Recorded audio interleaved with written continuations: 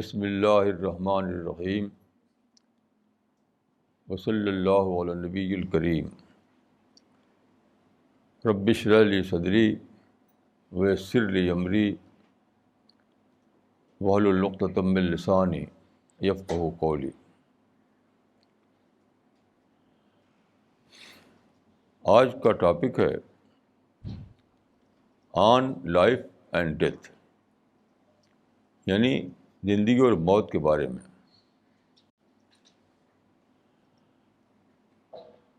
کل ایسا ہوا کہ یہاں مجھے ایک فنکشن میں شریک ہونے کا اتفاق ہوا۔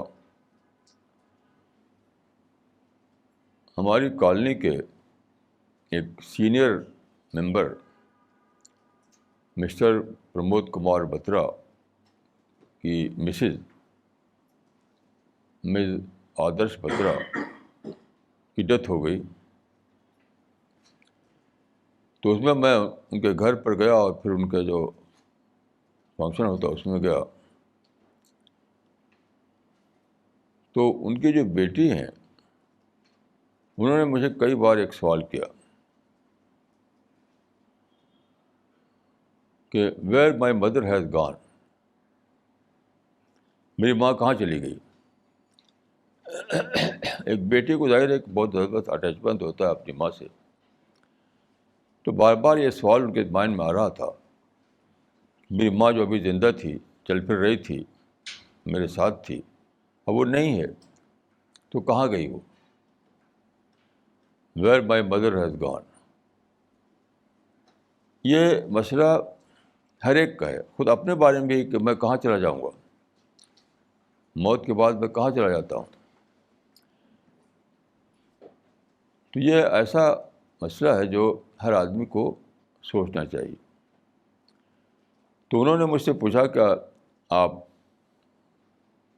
اسلام کو مانتے ہیں، تو اسلام میں اس کے بارے میں کیا بتایا گیا ہے۔ تو میں نے ان سے کہا کہ اسلام کے مطابق ہر آدمی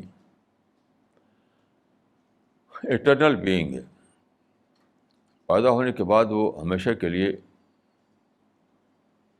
ہو گیا ہے، اس کا وجود ہمیشہ کے لیے ہو گیا ہے۔ لیکن خدا نے ہماری لائف اسپین کو دو حصے میں بانٹ دیا ہے، پری ڈیتھ پیریڈ اور پوسٹ ڈیتھ پیریڈ۔ تو پری ڈیتھ پیریڈ میں ہم ٹیسٹ پر ہیں، سلیکشن ہو رہا ہے یہاں پر، یعنی انسان کو آزادی دی گئی ہے، فریڈم، ٹوٹل فریڈم دی گئی ہے۔ تو خدا واچ کر رہا ہے کہ ہم اپنی فریڈم کو مس یوز کرتے ہیں یا اس کو ٹھیک ٹھیک استعمال کرتے ہیں۔ اسی پر ڈیسیژن لے گا اللہ تعالیٰ اگلی زندگی کے لیے۔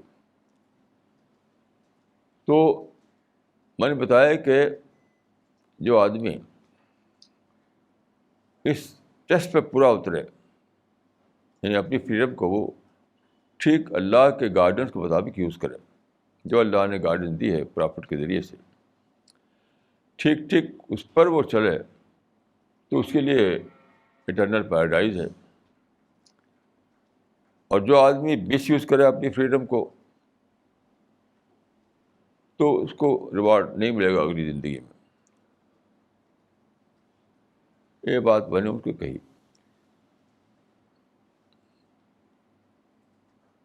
پھر میں نے سوچا کہ یہ بات کوئی سادہ بات نہیں ہے، حقیقت ہر آدمی کو سوچنا ہے، ہر آدمی کو سوچنا ہے، کیونکہ ہر آدمی کو جو زندہ ہے وہ مرے گا۔ موت کے بارے میں ایک مرتبہ میں سوچ رہا تھا تو میرے ذہن میں ایک ورڈ آیا کہ کمپلسری ایکسپلشن۔ اس دنیا میں ہم ہیں تو دیکھیے سب کچھ ہم کو ملا ہوا ہے، یہ پلانٹ ارتھ ہے، یہ لائف سپورٹ سسٹم ہے، یہ فیملی ہے، یہ اسپرینٹس ہیں، یہ ساتھی ہیں، انفراسٹرکچر ہے، سب کچھ ہے، گھر ہے۔ پھر اچانک موت ایک دم الگ کر دیتی ہے ہم کو، ڈیٹیچ کر دیتی ہے. تو یہ کیا ہے؟ یہ ہے کمپلسری ایکسپلشن، اس دنیا سے نکال دینا. تو اس کے بعد کیا ہوتا ہے؟ وتقطعت بهم الاسباب، سب چیز ہم سے چھن چکی ہوتی ہے. اس کے بعد کیا ہوتا ہے؟ کیا فیوچر ہے اس کے بعد؟ یہ سوچنا یہ سوچنا یہ میں سمجھتا ہوں کہ ہر آدمی کا سب سے بڑا معاملہ ہے جس کو اسے سوچنا چاہیے. میرے پاس ابھی ٹیلی فون آیا اتفاق سے اسی دن جس دن یہ موت ہوئی، حیدرآباد سے حبیب بھائی کا. تو حبیب بھائی کے جو فادر تھے ان کا نام باؤ بھائی کہلاتے تھے. وہ ہمارے مشن سے جڑے ہوئے تھے. تو 1987 میں ان کا انتقال ہو گیا. ابھی زیادہ عمر نہیں تھی ان کی، یعنی مجھ سے چھوٹے تھے وہ. تو 24 سال ہو گئے. ابو بھائی نے کہا کہ آج 24 سال ہو گئے، یعنی 21 جولائی کو 24 سال ہو گئے. کیونکہ 21 جولائی 1987 کو ان کی وفات ہوئی تھی. تو انہوں نے کچھ باتیں بتائیں. انہوں نے کہا کہ وہ ہماری ایک کتاب ہے، اس کا نام ہے آخرت کا سفر. اس کو بہت پڑھتے تھے وہ. اس میں یہ موت کی باتیں ہیں، زندگی اور موت کی. آخرت کا سفر چھوٹی سی پمفلیٹ ہے 50 صفحے کا، الگ سے بھی چھپا ہے اور اللہ اکبر میں بھی شامل ہے وہ. تو بتایا کہ وہ برابر پڑھتے رہتے تھے اس کو. زبانی کو موت پر بہت سوچتے تھے، موت کے بارے میں بہت سوچتے تھے. تو انہوں نے بتایا کہ میں نے ایک بار ایک پروجیکٹ بنایا اپنی کمپنی کو. ان کی کمپنی جو تھی کپڑے کا بزنس تھا ان کا. تو اس کے لیے انہوں نے ایک پروجیکٹ بنایا اس کے ایکسپینشن کا، اس کو ڈیولپ کرنے کا مزید. تو اس کے لیے وہ 40 لاکھ کا پروجیکٹ تھا، وہ 40 لاکھ روپے کا. تو باؤ بھائی کو معلوم ہوا تو انہوں نے بلایا ایوب بھائی کو اور پوچھا کہ تم جو 40 لاکھ روپے لگا رہے ہو اس کام میں، تو کتنا ریٹرن تم سمجھتے ہو کہ ملے گا تم کو اس سے؟ ان کا کم سے کم ڈبل تو ضرور ملے گا، ڈبل فائدہ ضرور ہوگا. تو باؤ بھائی نے کہا کہ میں تم کو ایک اور انویسٹمنٹ بتاتا ہوں جس میں ڈبل سے بہت زیادہ ملے گا، 700 گنا تک مل سکتا ہے. تو انہوں نے کہا کہ وہ کون سا انویسٹمنٹ ہے، ایسا تو ہم جانتے نہیں. تو انہوں نے کہا باؤ بھائی نے قرآن کی آیت پڑھ کر کے کہ اللہ کے راستے میں پیسہ لگاؤ، یہ 40 لاکھ روپے تو اللہ کے راستے میں لگا دو، خدائی مشن میں لگا دو. تو باؤ بھائی جو تھے بہت ہی عجیب انسان تھے، بہت عجیب انسان تھے، اور ہمارے مشن کو سے بہت زیادہ جڑے ہوئے تھے وہ. ان کی جب خبر ملی مجھے ٹیلی فون سے، تو میں یہاں سے گیا حیدرآباد. تو جب میں پہنچا وہاں تو حبیب بھائی جو ان کے بیٹے تھے ایک دم دیوانگی کے عالم میں تھے اس وقت، باپ مر گیا تھا. تو پہلا جملہ جو ان کی زبان سے نکلا وہ یہ تھا، آپ کا ایک عاشق چلا گیا، آپ کا ایک عاشق چلا گیا.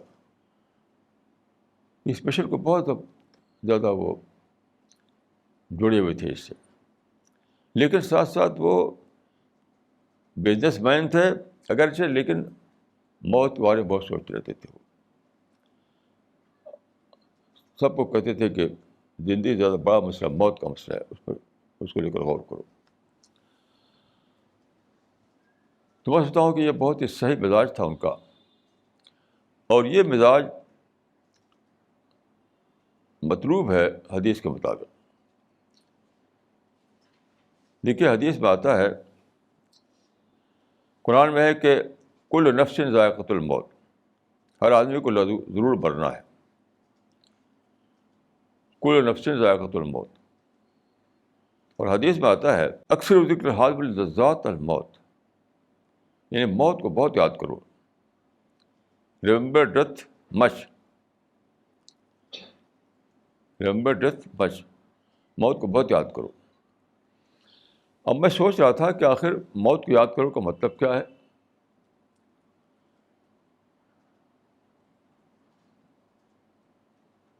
اکثر ذکر حال، ذکر موت کا بہت ذکر کرو. تو اللہ کے ذکر کے بارے میں بھی احکام آئے ہیں، اللہ کا بہت ذکر کرو. تو اس کا تو ذکر لوگ اس طرح کرتے ہیں کہ اللہ اللہ اللہ اللہ اللہ اللہ کہتے ہیں صوفی لوگ. کیا یہ مطلب یہاں بھی ہے کہ موت موت موت موت موت موت کر رہے ہیں آپ؟ ظاہر کیا مطلب نہیں ہو سکتا. ریمبر ڈیتھ مچ کا مطلب یہ نہیں ہو سکتا ہے کہ آپ موت موت موت موت موت کریں. پھر کیا مطلب ہے اس کا؟ اس کا کیا مطلب ہے؟ بہت زیادہ سوچنے کی بات ہے. اس کا مطلب یہ ہے کہ بہت زیادہ موت کے بارے میں سوچو. تمہاری جو پلاننگ ہو زندگی کی وہ موت کو لے کر ہو. ہر آدمی دیکھیے زندگی کی پلاننگ کرتا ہے تو منی کو لے کر کرتا ہے. منی اورینٹڈ پلاننگ یہ ہر آدمی کا گول ہوتا ہے. تو یہ حدیث کہتی ہے کہ تمہاری پلاننگ جو ہے ڈیتھ اورینٹڈ ہونی چاہیے. Death oriented planning of your life. تو مجھے ایک قصہ یاد آتا ہے. میں لکھنؤ میں تھا کچھ سالوں کے لیے. تو ندوہ میں ایک طالب علم تھے، کوئی مجذوب قسم کے آدمی تھے وہ. تو وہ کیا کرتے تھے، کبھی کبھی وہ قبرستان چلے جاتے تھے، گریو یارڈ میں اکیلے. وہاں پر قبر میں لیٹ جاتے تھے، قبر میں اندر داخل ہو کر کے لیٹ جاتے تھے اکیلے. تو ان سے پوچھا گیا کہ بھائی کون سا کرتے ہیں آپ؟ میں جا کر کے سوچتا ہوں کہ یہیں مجھے آنا ہے. لیکن یہ طریقہ میں سمجھتا ہوں کہ یعنی کسی صحابی نے ایسا نہیں کیا. کہ اس صحابی کے بارے میں نہیں ہم نے سنا کہ وہ جا کر قبر میں لیٹتا تھا. تو یہ ان کی میں سمجھتا ہوں کہ انتہا پسندانہ سوچ کا نتیجہ ہوگا شاید. ایسی چیز نہیں کہ آپ قبر میں جا کر لیٹیں، ایسی چیز ہے قبر کو لے کر سوچیں. قبر کو لے کر سوچیں.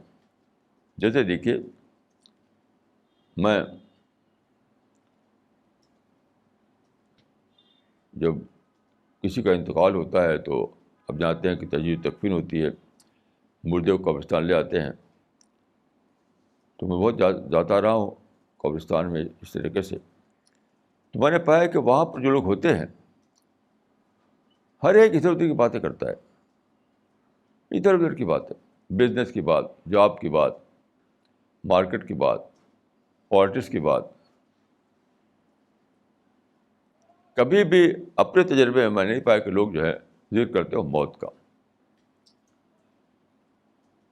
میرا حال کیا ہوتا ہے، میں چپ ہو جاتا، مجھے بول نہیں نکلتی.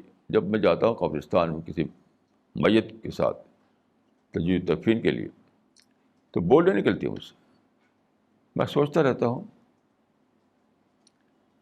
کہ یہی مجھے بھی اسی قبر میں دفن کیا جائے گا ایک دن.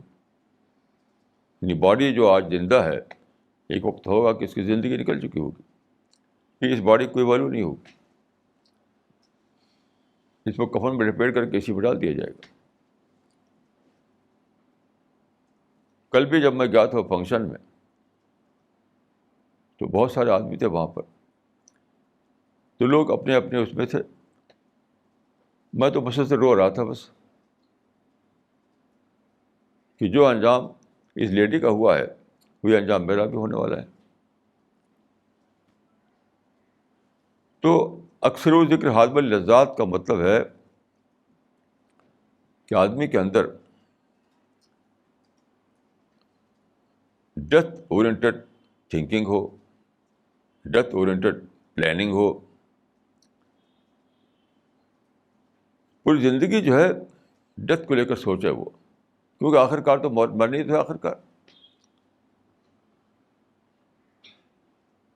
جسے ایک برٹش سنگر 27 سال کی عمر میں مر گئی, آج کے اخبار میں ہے. تو یہ تو سوچنا ہے, کوئی 27 سال میں مرے گا, کوئی کم میں, کوئی زیادہ میں, لیکن مرنا تو ہے بہرحال. مرنے کے بعد اٹرنل لائف ہے. تو ان کی بیٹی نے جب مجھ سے پوچھا تھا تو میں نے کہا کہ دیکھیے, ان کا تھا کہ ویئر مائی مدر ہیز گان, جب کہا تھا انہوں نے تو میں نے کہا کہ دیکھیے, کچھ لوگ یہ مانتے ہیں کہ یہ باڈی جو ہے یہ کچھ نہیں ہے, مرا تو آدمی ختم.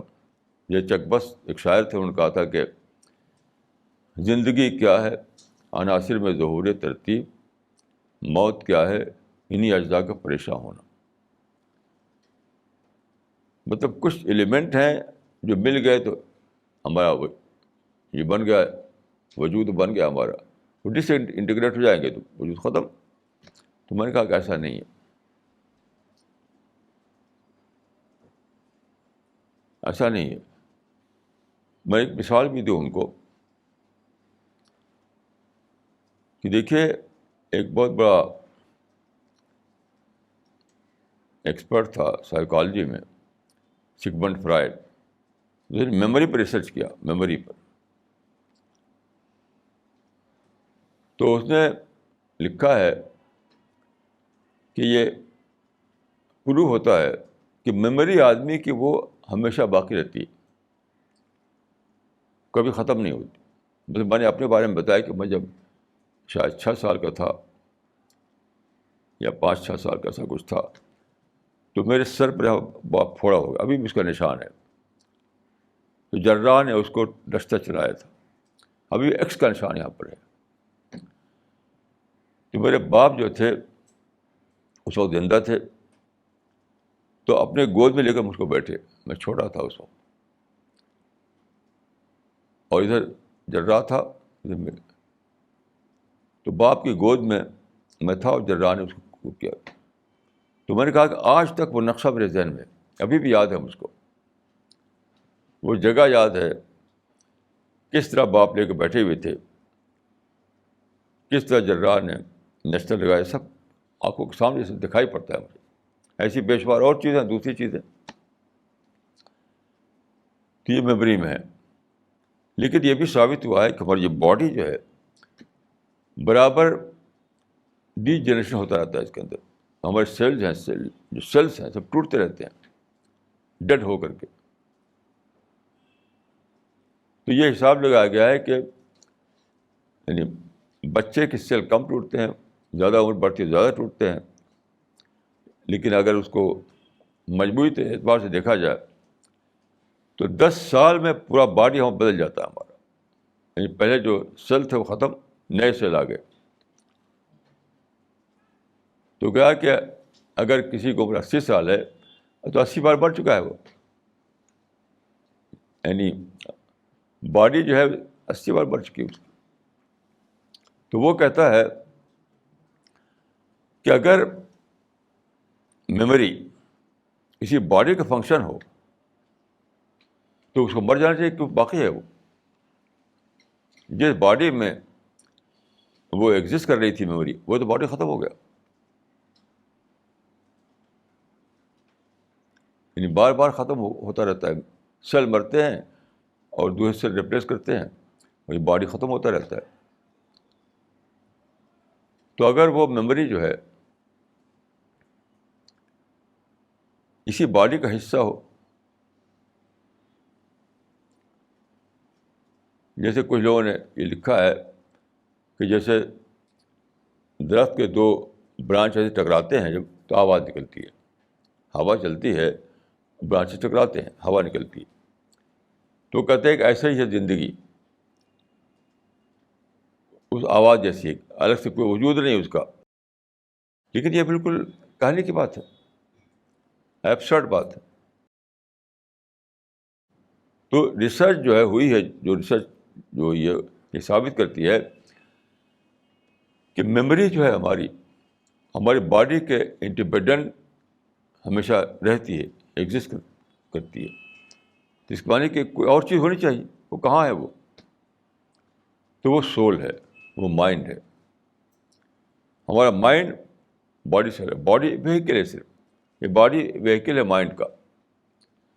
وہ ایک ہی چیز ہے، اس کو آپ کبھی مائنڈ کہیے، سول کہیے، پرسنالٹی کہیے، ایک ہی چیز ہے. اس باڈی کے بیانڈ ایک ہماری پرسنالٹی ہے،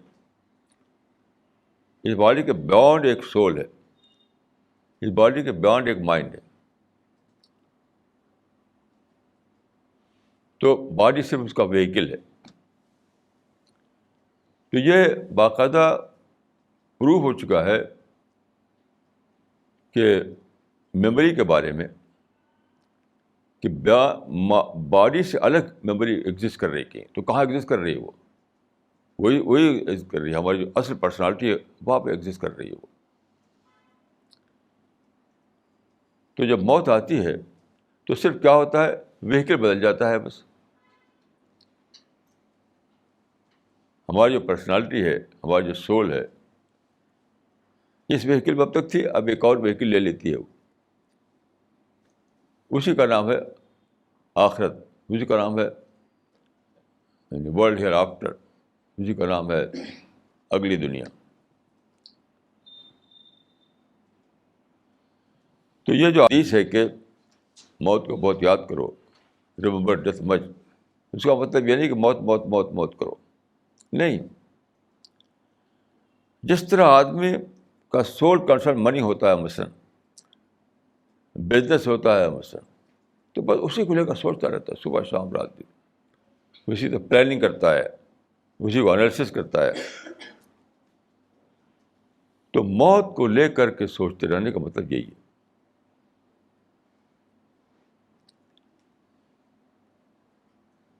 موت کو لے کر سوچتے رہنے کا مطلب یہی ہے. تو حدیث میں آتا ہے کہ آخر ذکر حاضم لذات الموت، یعنی موت کو یاد کرنا جو ہے کیا ہوگا؟ خواہشیں ڈیمالش ہو جائیں گی.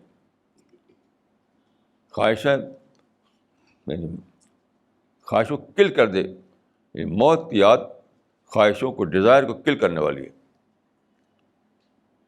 اب یہ کتنی بڑی بات ہے.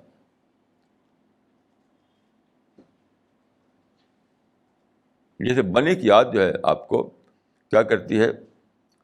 آپ کے اندر سے ایک چیز کل کرتی ہے.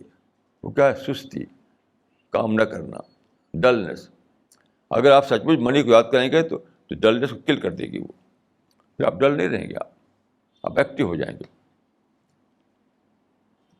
کوئی سچ مچ منی کو کی ویلیو سمجھے اور سمجھے کہ منی کے بغیر میری زندگی کچھ نہیں ہے، میں، میرے بچے، میرا گھر، سب کچھ منی کے بغیر کچھ نہیں. اور پھر منی کو سوچے، وہ منی کو لے کر پلاننگ کرے. تو اس کے منی کے لے کر سوچنا اس کا جو ہے وہ کل کر دے گا بہت سی چیزوں کو، کیونکہ وہ رکاوٹ ہے منی کو حاصل کرنے میں. ایسے جو آدمی موت کو لے کر سوچے گا تو وہ کیا ہوگا؟ لذتوں کو کل کر دے گی یاد. کوئی لذت کیا ہے؟ لذت یہ ہے کہ ہم اسی دنیا کو اصل سمجھیں. لذت کیا ہے؟ اسی دنیا کو ہم اصل سمجھیں.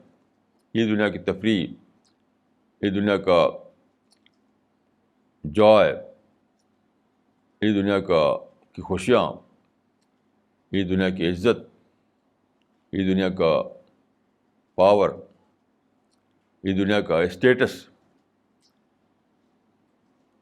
یہ لوگوں کی دنیا میں چھایا رہتا ہے. کیوں چھایا رہتا ہے؟ کہ وہ موت کو سوچتے نہیں. موت کو لے کر سوچیں تو وہ اس کو کل کر دے گا اس سوچ کو، کیونکہ ابھی مر جاؤں تو سب ختم، مر جاؤں تو سب ختم. میں نے بہت سی ایسی چیزیں دیکھی ہیں. مثلاً میں ایک زمانے میں جونپور میں تھا, تو وہاں ایک نواب صاحب تھے. یہ بات ہے یعنی آزادی سے پہلے کی, 1947 سے پہلے کی بات ہے. کچھ دن میں جونپور میں تھا, تو وہاں ایک نواب صاحب تھے. انہوں نے, ان کی کوٹھی تھی تو اس میں بہت شاندار لان بنایا تھا انہوں نے, لان. ابھی میں اس کی تصویر میرے ذہن میں چھائی ہوئی. بہت عمدہ لان تھا وہ. بس صبح شام وہ لان کو اچھا بنانے میں لگے رہتے تھے. اس کے بعد کیا ہوا, 1947 جو پارٹیشن ہوا تو وہ چھوڑ کر بھاگے پاکستان, اور وہاں جا کے جلدی مر گئے. نہ کوٹھی ہے نہ لان. اس کے بعد میں ایک مرتبہ گیا وہاں پر جونپور. میں پتہ کیا تو معلوم ہوا کہ کسی نے خرید لیا اس کو, خرید کر کے وہ کھیت بنا دیا. اب شاید کسی بلڈر نے لے لیا, اسے وہاں گھر بنا دیا. تو اگر وہ سوچتے کہ بہت جلد میں مر جاؤں گا, یہ لان میرے ساتھ نہیں جائے گا, تو کبھی بھی اس میں وہ. ہمارے اعظم گڑھ میں ایک تھے راجا, انہوں نے کوٹھی بنوائی تھی, بہت ہی بڑی کوٹھی. لیکن جس سال کوٹھی بن کر پوری ہونے والی تھی اسی سال مر گئے وہ. یعنی اس کی فنیشنگ ٹچز ہو رہی تھی, اس میں رنگ روغن ہو رہا تھا وغیرہ وغیرہ. جس سال ختم ہوا وہ اس سال مر گئے وہ. اب وہ سوچتے اگر تو کہتے کہ کیا کوٹھی ہے, کیا چھوٹا گھر, کیا فلیٹ میں رہو تب بھی وہی بات ہے, کوٹھی میں رہو تب بھی وہی بات ہے, کیونکہ چند سال رہنا ہے پھر مر جانا ہے. تو موت سے کیا ہوتا ہے, آخرت اورٹر تھنکنگ آتی ہے, ڈیزائر ختم ہوتی ہیں, نگیٹو تھاٹ ختم ہوتے ہیں. بہت سی چیزیں جو آدمی گھیرے رہتی ہیں وہ سب ختم ہوتی ہیں. سوچ کسی آتی ہے, سوچ آتی ہے کہ ادھر مرے اور پھر اللہ کے سامنے حاضری,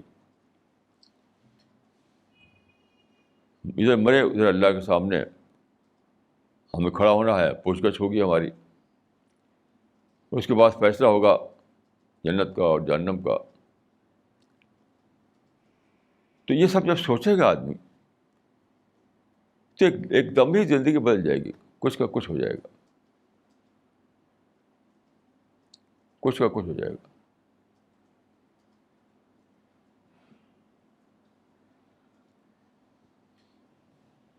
تو میں سمجھتا ہوں کہ بہت عجیب بات ہے کہ جس کو دیکھیے کوئی اپنی موت کی یاد نہیں کرتا. روزانہ اخبار میں پڑھتے ہیں کہ یہ مر گیا وہ مر گیا, ایکسیڈنٹ ہوتا ہے, کسی کو ہارٹ فیل ہوتا ہے, روزانہ لوگ مرتے رہتے ہیں. عجیب بات ہے, کوئی اپنی موت کو لے کے سوچتا نہیں.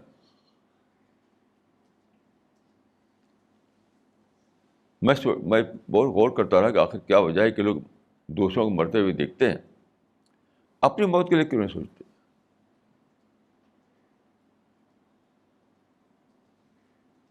جو مرنے کے بعد جو فنکشن ہوتے ہیں, ہر مذہب میں مرنے کے بعد کچھ نہ کچھ ہوتا ہے. میں شریک ہوں مسلمانوں کے قبرستان میں بھی اور دوسرے مذہبوں میں بھی. تو کہیں میں نے نہیں دیکھا کہ لوگ اپنی موت کو سوچتے ہوں, کہیں بھی نہیں, نہ مسلمانوں میں نہ نان مسلم میں. حالانکہ ایک شخص کی موت جو ہے یاد دلا رہی ہو کہ تمہارے ساتھ بھی ایسے ہونے والا ہے, مگر کوئی سوچتا نہیں اس طریقے سے. اس کی وجہ غالباً یہ ہے کہ لوگ جو ہیں بہت زیادہ کنڈیشن ہو جاتے ہیں دھیرے دھیرے دھیرے دھیرے. کیونکہ ہم پیدا ہوئے تو دنیا کی جو چیزیں ہیں وہ ہماری سوچ کا مرکز بن گئیں. مجھے پانی چاہیے, مجھے کھانا چاہیے, مجھے کپڑا چاہیے, مجھے گھر چاہیے, مجھے ایجوکیشن چاہیے, مجھے جاب چاہیے, مجھے بزنس چاہیے. رات دن یہی سوچتا ہے آدمی. آج کی دنیا کو لے کر کے جو مسائل ہیں وہ دماغ کو چھائے رہتے ہیں, تو اسی میں اسی کنڈیشننگ ہو جاتی ہے.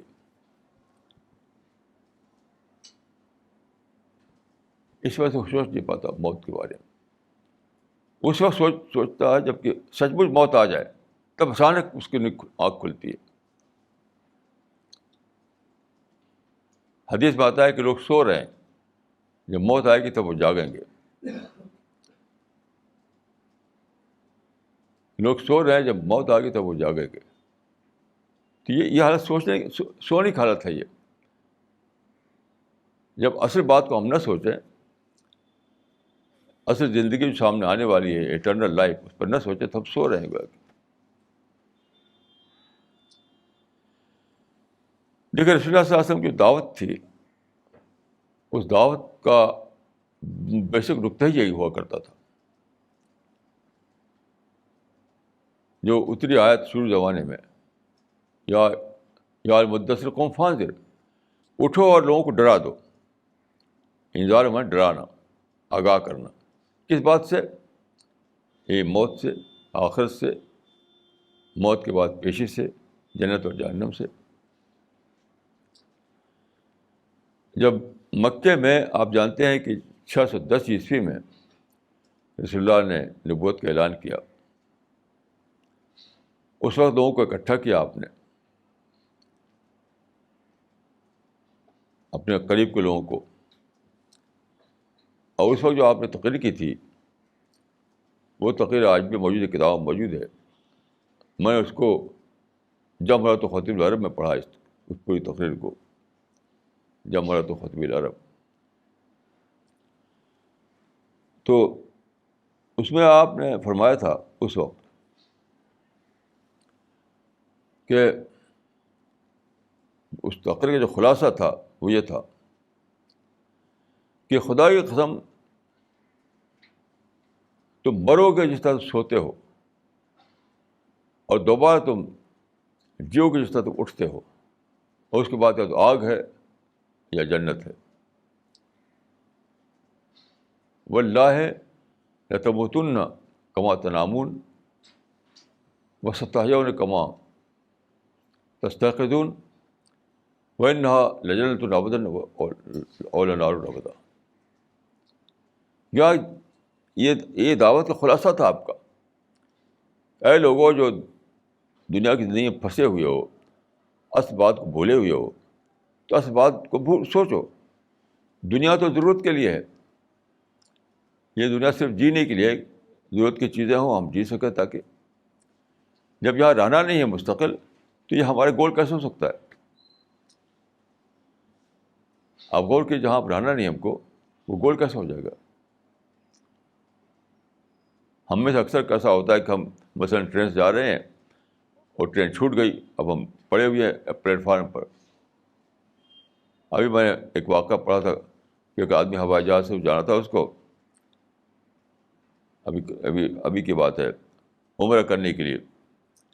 تو جب وہ پہنچا وہاں تو معلوم ہوا کہ وہ بھول گیا تھا، اور جہاز تو چلا گیا، اس کا ٹائم بھول گیا تھا وہ. تو پھر اس کو دوڑ دھوپ کر کے نیا ریزرویشن لینا پڑا.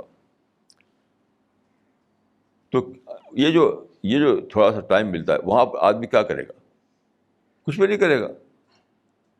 پلیٹ فارم پر یا ایئرپورٹ پر اگر اس کو تھوڑی دیر رہنا ہے تو بس ایسے رہے گا کہ کچھ ضرورت کے بقدر کچھ پانی پی لے گا، کچھ کھا لے گا، کچھ لیٹ جائے گا کہیں. اسی لیے حدیث میں آتا ہے کہ کن فی الدنیا کان کا غریب اور عابر السبیل.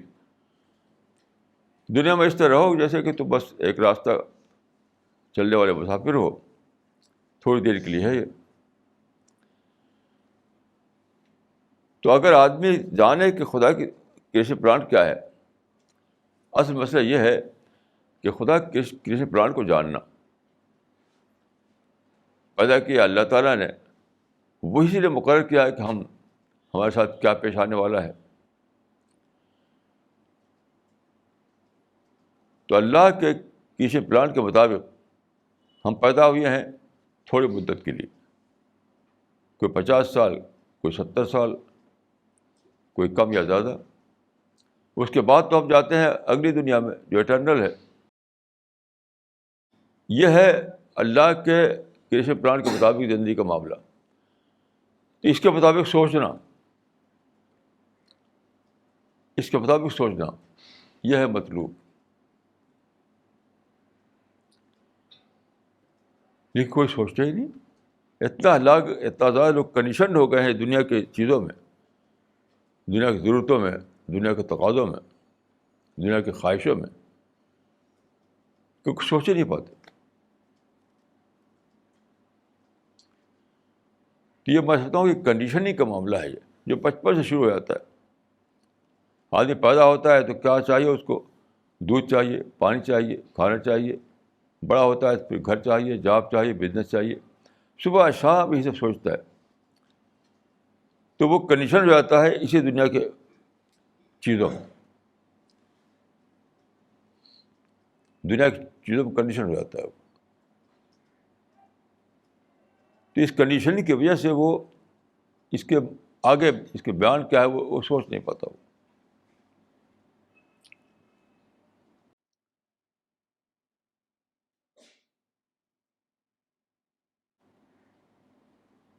اب میں اکثر سوچتا ہوں کہ میری عمر اتنی ہو گئی، اور میرے جتنے بھی ایج گروپ کے لوگ تھے وہ سب مر چکے.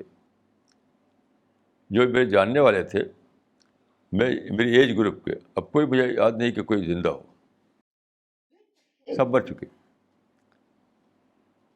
تو ظاہر ہے کہ مجھے مرنا ہے. اس طرح سوچنا چاہیے کہ دوسرے کی موت کو لے کر اپنی موت کے بارے میں سوچنا.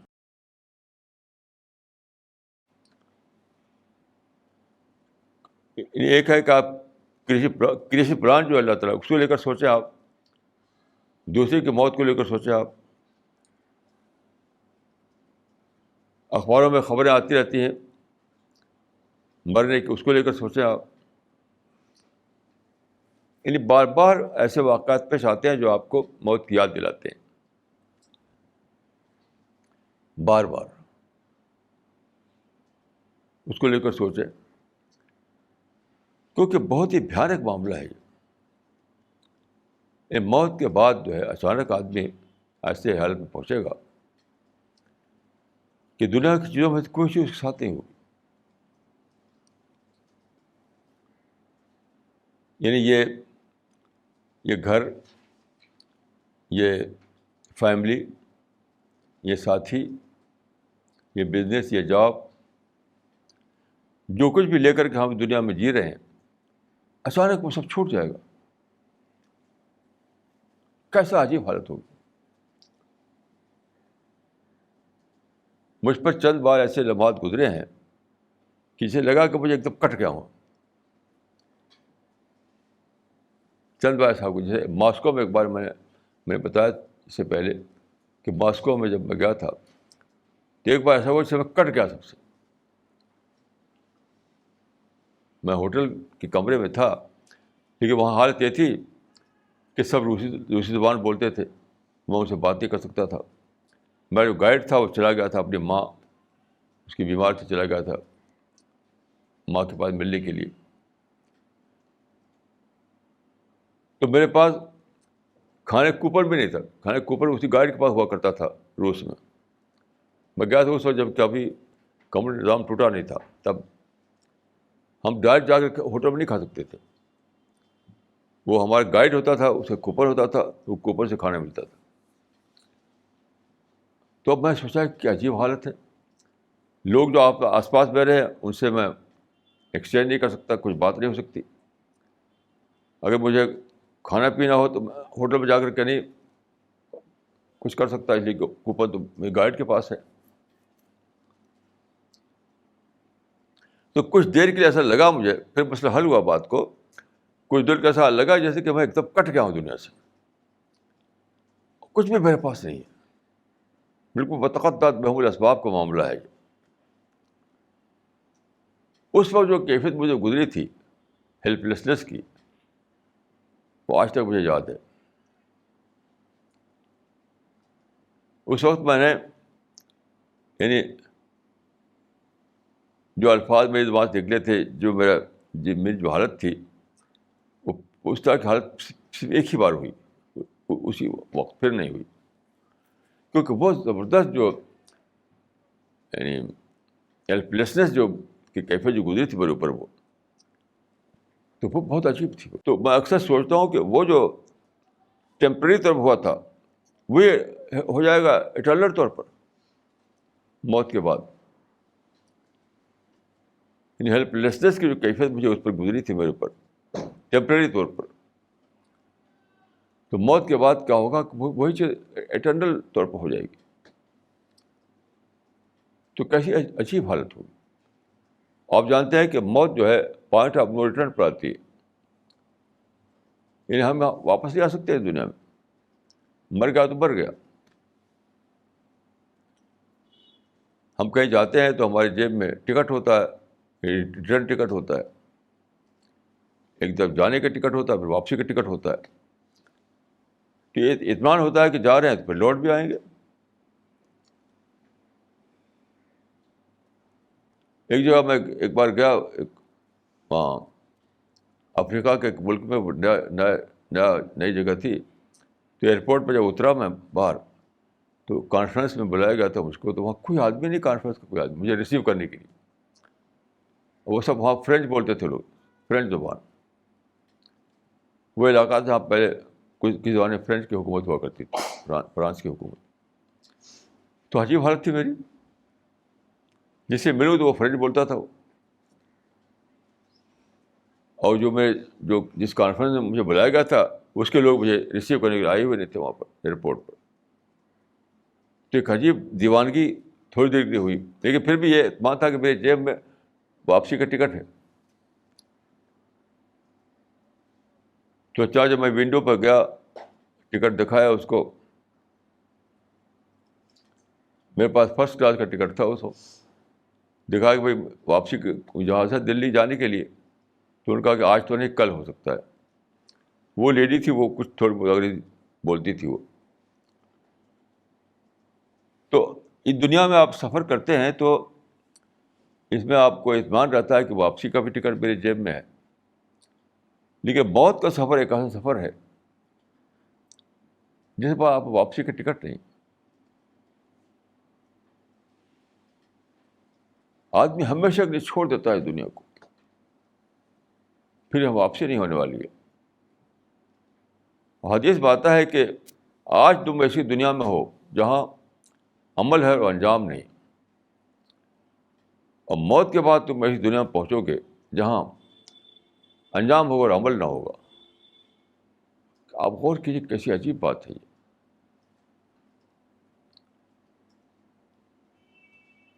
کہ آج جو ہے ہم اس حال, یہ موقع ہمیں کہ ہم عمل کریں اور اس کا انجام پائیں. لیکن موت کے بعد ایک ایسا, یعنی ہم پر ایسا وقت گزرے گا کہ وہاں صرف انجام ہی پانا ہوگا, عمل کا موقع نہیں ہوگا کہ پھر سے آپ عمل کریں, پھر سے اپنے کو درست کریں, پھر سے آپ اللہ کے راستے پہ چلیں. یہ سب موقع نہیں ہوگا. تو کیسی عجیب بات ہے یہ, کیسی انوکھی بات ہے یہ, آپ غور کیجیے.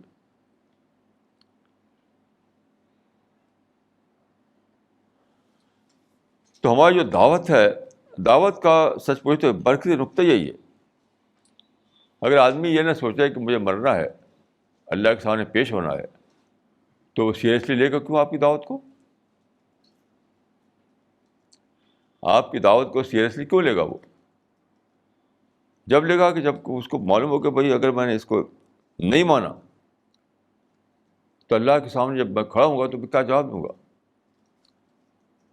تب وہ اس کو سیریسلی لے سکتا ہے, ورنہ وہ سیریسلی لے ہی گا نہیں.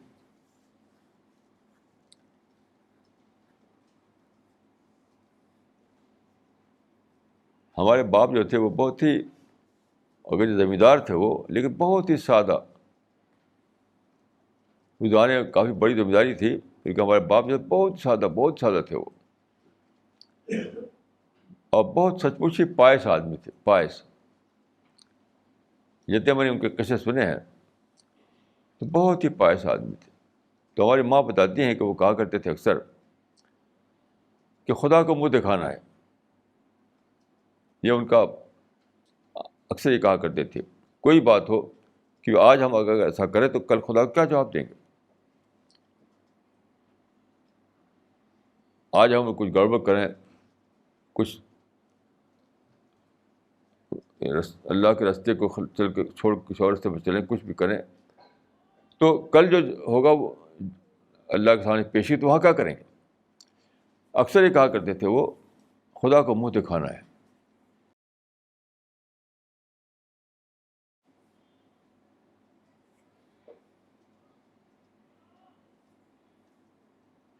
تو یہ سوچ بنتی ہے جو مانے صحیح معنوں میں موت کو.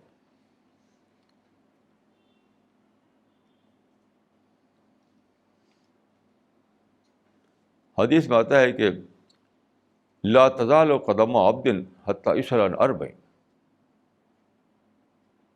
یعنی انسان کے پاؤں اللہ کے آگے سے ہٹیں گے نہیں جب تک وہ 4 باتوں کا جواب نہ دے لے. کیسی عجیب بات ہے.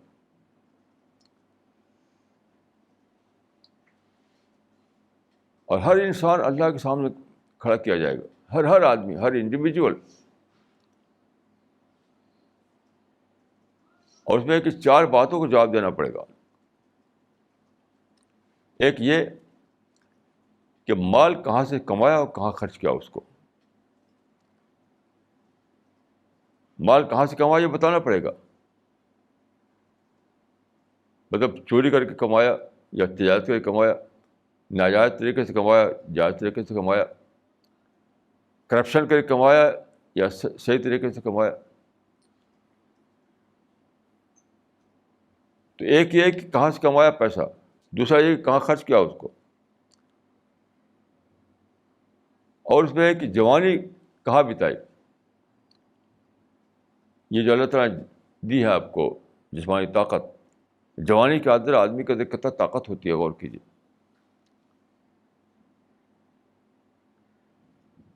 تو یہ سب جو اللہ تعالیٰ نے دیا ہے آپ کو اس دنیا میں، ان سب کے بارے میں پوچھا جائے گا. آپ غور کیجیے کیسی عجیب ہے. یہ سوچے آدمی کہ مجھ سے پوچھا جائے گا یہ زبان جو دی ہے بولنے کے لیے، تو اس کو بھی پوچھا جائے گا کہ تم نے اپنی زبان کو سچ بولنے کے استعمال کیا، جھوٹ بولنے کے استعمال کیا.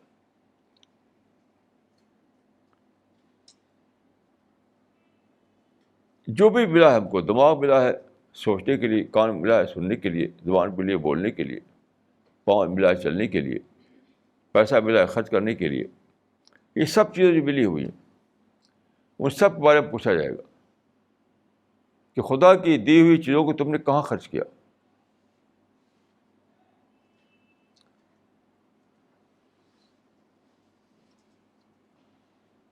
خدا کی دی ہوئی چیزوں کو تم نے کہاں خرچ کیا. جیسے ایک حدیث ہے، دیکھیے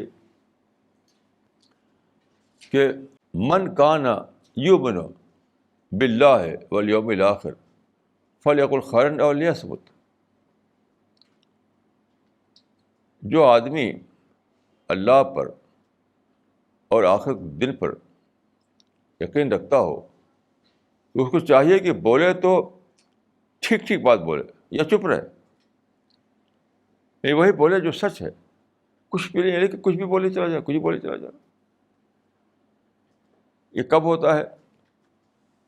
جب آپ یہ سمجھیں کہ میں بول کر کے چھٹی نہیں مل گئی، ہر بڑا ریکارڈ ہے، ہر بڑا ہوا میرا جو ریکارڈ ہے وہ ریکارڈ پیش ہوگا اللہ تعالیٰ کے سامنے. جیسے ایک قصہ میں نے پڑھا تھا شروع زمانے میں، جب دلی میں کناٹ پلیس کے ایریا میں وہ لگایا گیا تھا ویڈیو، جو کیا تھا اس کو کیا سسٹم کہتے لگاتا ہے سڑکوں پر، ہیں سی سی ٹی وی. ہاں، وہ کیمرے لگے رہتے ہیں، آنے جانے والوں کو ریکارڈ کرتے رہتے ہیں.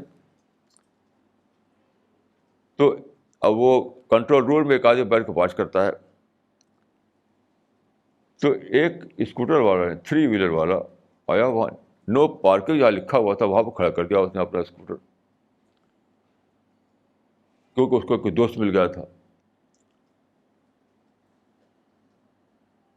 تو اسکوٹر کھڑا کیا، جیب سے سگریٹ نکالا 2، ایک خود پیا، ایک اپنے دوست کو دیا. اب یہ سب کر رہا ہے وہ نو پارکنگ پر. اب وہاں پہ آ گیا پولیس والا ایک آدمی. ایک ایسا چھپا تھا اس زمانے میں ہندوستان ٹائمس میں تو پولیس والے نے کہا کہ تم نے کھڑ کر رکھی گاڑی یہاں، یہ تو نو پارکنگ ہے.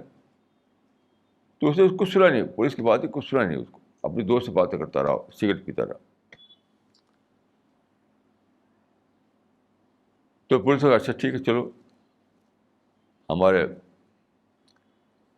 روم میں چلو. تو اس کو روم میں لے گیا. وہاں افسر بیٹھا ہوا تھا کنٹرول روم میں. تو اس نے بتایا پولیس والے نے کہ ایسا کر رہا تھا یہ، اور وہ تو خود ہی دیکھ رہا تھا اس پر، اندر وہ اسکرین پر.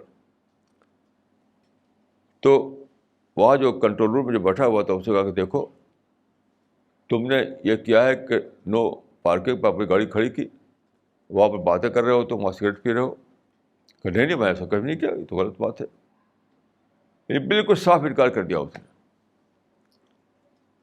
تو پھر اس نے اسکرین پر جو ان کا ریکارڈ تھا اس کو سوئچ دبائی اور ریپلے ہونے لگا. اب وہ دیکھ رہا ہے کہ میں آتا ہوں، اپنے کو دیکھ رہا ہے وہ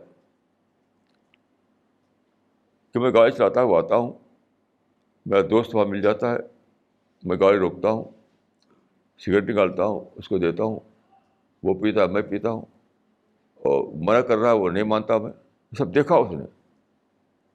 تو اس کا کہا تھا کہ اس میں رپورٹ کرتے ہوئے کہ بالکل وہ چپ ہو گیا، وہ بولتی بند ہو گئی اس کی. یعنی جیسے دیکھا اپنے آپ کو اسکرین پر اس کی ایک دم زبان خاموش ہو گئی، پھر بولنے نکلی، اس کو کچھ بھی نہیں بول پایا وہ. تو یہ حال ہم میں ہر شخص کا ہونے والا ہے. میں اکثر اپنے بارے میں سوچتا ہوں، روزانہ مجھے یہ خبریں ملتی کہ میرے میں چھوٹی باتیں پھیلاتے رہتے ہیں لوگ. ابھی کل میرے پاس ٹیلیفون آیا کہ ایک صاحب میرے بارے میں پھیلا رہے ہیں کہ میں اسلام دشمن طاقتوں کا ایجنٹ ہوں. دھوم سے پھیلا رہے ہیں، کئی لوگ اسے مان بھی رہے ہیں.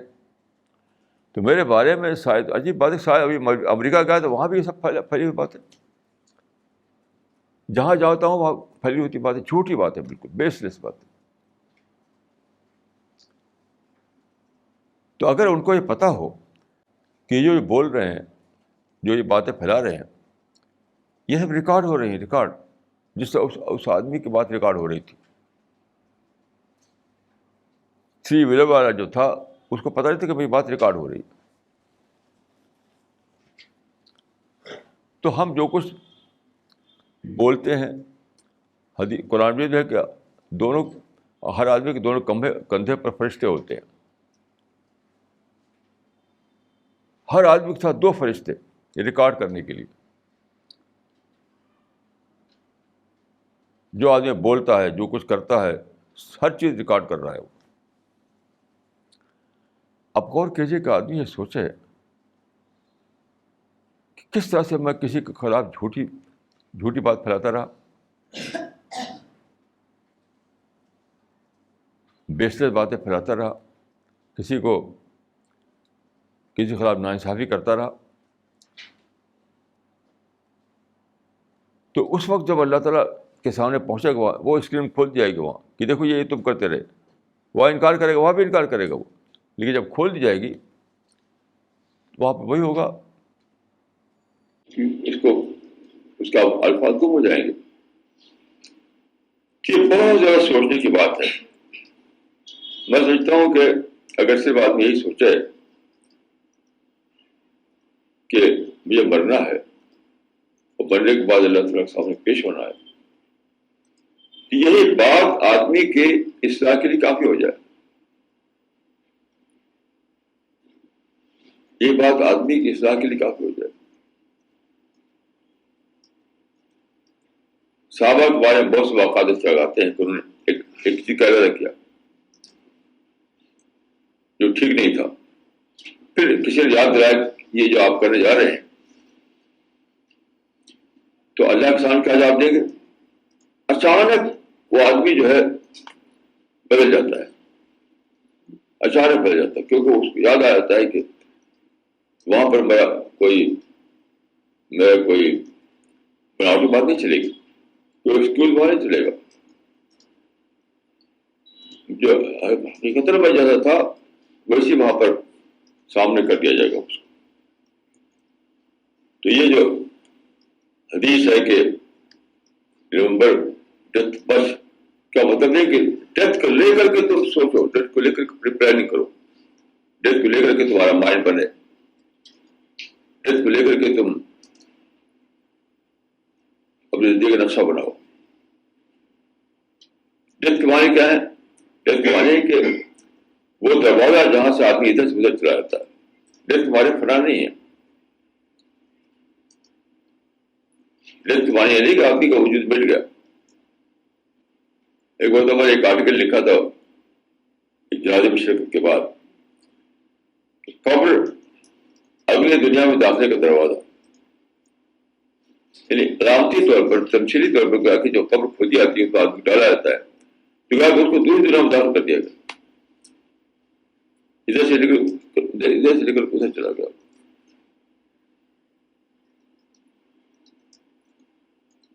تو دیکھیے جب تک آدمی اسی سے اکاؤنٹیبلٹی آتی ہے، اکاؤنٹیبلٹی، جب تک دیکھیے اکاؤنٹیبلٹی کا احساس آدمی کو زندہ نہ ہو اس کی کوئی بات ٹھیک نہیں ہوگی. اس کے بول، اس کا بیہیویئر، اس کا کریکٹر، اس کی ڈیلنگ، کوئی چیز بھی ٹھیک نہیں ہوگی، کہیں بھی جسٹس نہیں ہوگا، وہ اپنی ڈیزائر میں چلے گا وہ. لیکن جیسے ہی آدمی کو یہ احساس ہو جائے، یقین ہو جائے کہ مرنا ہے، مرنے کے بعد اللہ کے سامنے پیش ہونا ہے، تو اس کو میں کہوں گا کہ یہ کیرم کے اسلام میں ایک ماسٹر اسٹروک ہے. اب جانتے ہوں کہ کیرم بورڈ جو ہوتا ہے، کیرم بورڈ ایک ایسا چوکور سا ہوتا ہے، اس پر بورڈ رکھی جاتی ہے، ایک اسٹرائکر ہوتا ہے، اسٹرائکر سے پارتا جاتا ہے. اسٹرائکر اگر بہت صحیح لگے ساری بورڈیں بکھر جاتی ہیں، اس کو کہتے ہیں ماسٹر اسٹروک. تو موت کی یاد جو ہے ماسٹر اسٹروک ہے، یاد رکھیے. موت کی یاد جو ہے ماسٹر اسٹروک پوری زندگی بھلا دیتی ہے. ہمارے عالم گڑھ میں ایک صاحب تھے، وہ زمیندار تھے، اب ان کا انتقال ہو چکا ہے. تو ان سے میرا کئی بار ملنا ہوتا تھا. تو بہت زمینیں لوگ ادھر ادھر کے لوگ قبضہ کر لی تھی غلط طریقے سے. اپنے اس کو بہت بڑھا لیا تھا انہوں نے. پھر ان کو کچھ پڑھا انہوں نے لٹریچر کو، اور ان کو یہ احساس ہوا کہ مرنا ہے، مرنے کے بعد اللہ کے سامنے پیش ہونا ہے. تو ایک ایک شخص کو انہوں نے زمین لوٹائی، جو زمین غلط طریقے سے قبضہ کر لیا تھا سب لوٹائی. انہوں نے ایک حدیث پڑھی، اس میں حدیث میں تھا کہ ایک زمین تھی، اس پر دو آدمی جھگڑ رہے تھے کہ کوئی میری اور کوئی میری. تو رسول اللہ نے فرمایا کہ جو آدمی غلط قبضہ کر لے زمین پر تو وہ زمین اس کو نہیں ہو جائے گی، اس کی آخرت میں اس کے لیے آگ کا ٹکڑا بنے گا. یہاں تو سمجھتا کہ میں نے زمین کو قبضہ کر لیا، وہاں اس کے حصے میں آخرت میں آگ کا ٹکڑا آئے گا. تو انہوں نے ساری زمین لوگوں تک واپس کر دی. تو موت ایک ایسی چیز ہے یہ جو آپ کو ایک دم بدل دیتی ہے، ایک دم بدل دیتی ہے. ہمیں ہر شخص کو چاہیے کہ وہ موت کی یاد کرتا رہے، کیونکہ اگر ہم موت کو بھولے رہیں گے تو اچانک موت آئے گی تو کیا حال ہوگا، کیا حال ہوگا کہ موت تو آنی ہے بارہ. ایک یہ ہے کہ آپ آئے تو آپ تیار ہوں اس کا استقبال کرنے کے لیے. تو میری دعا ہے کہ اللہ تعالیٰ مجھ کو آپ کو توفیق دے کہ دنیا میں ہم اچھی طرح جئیں اور آخرت میں اللہ کے سامنے سے روبرو ہوں. اقول قولی ھذا واستغفر اللہ لي ولکم اجمعین.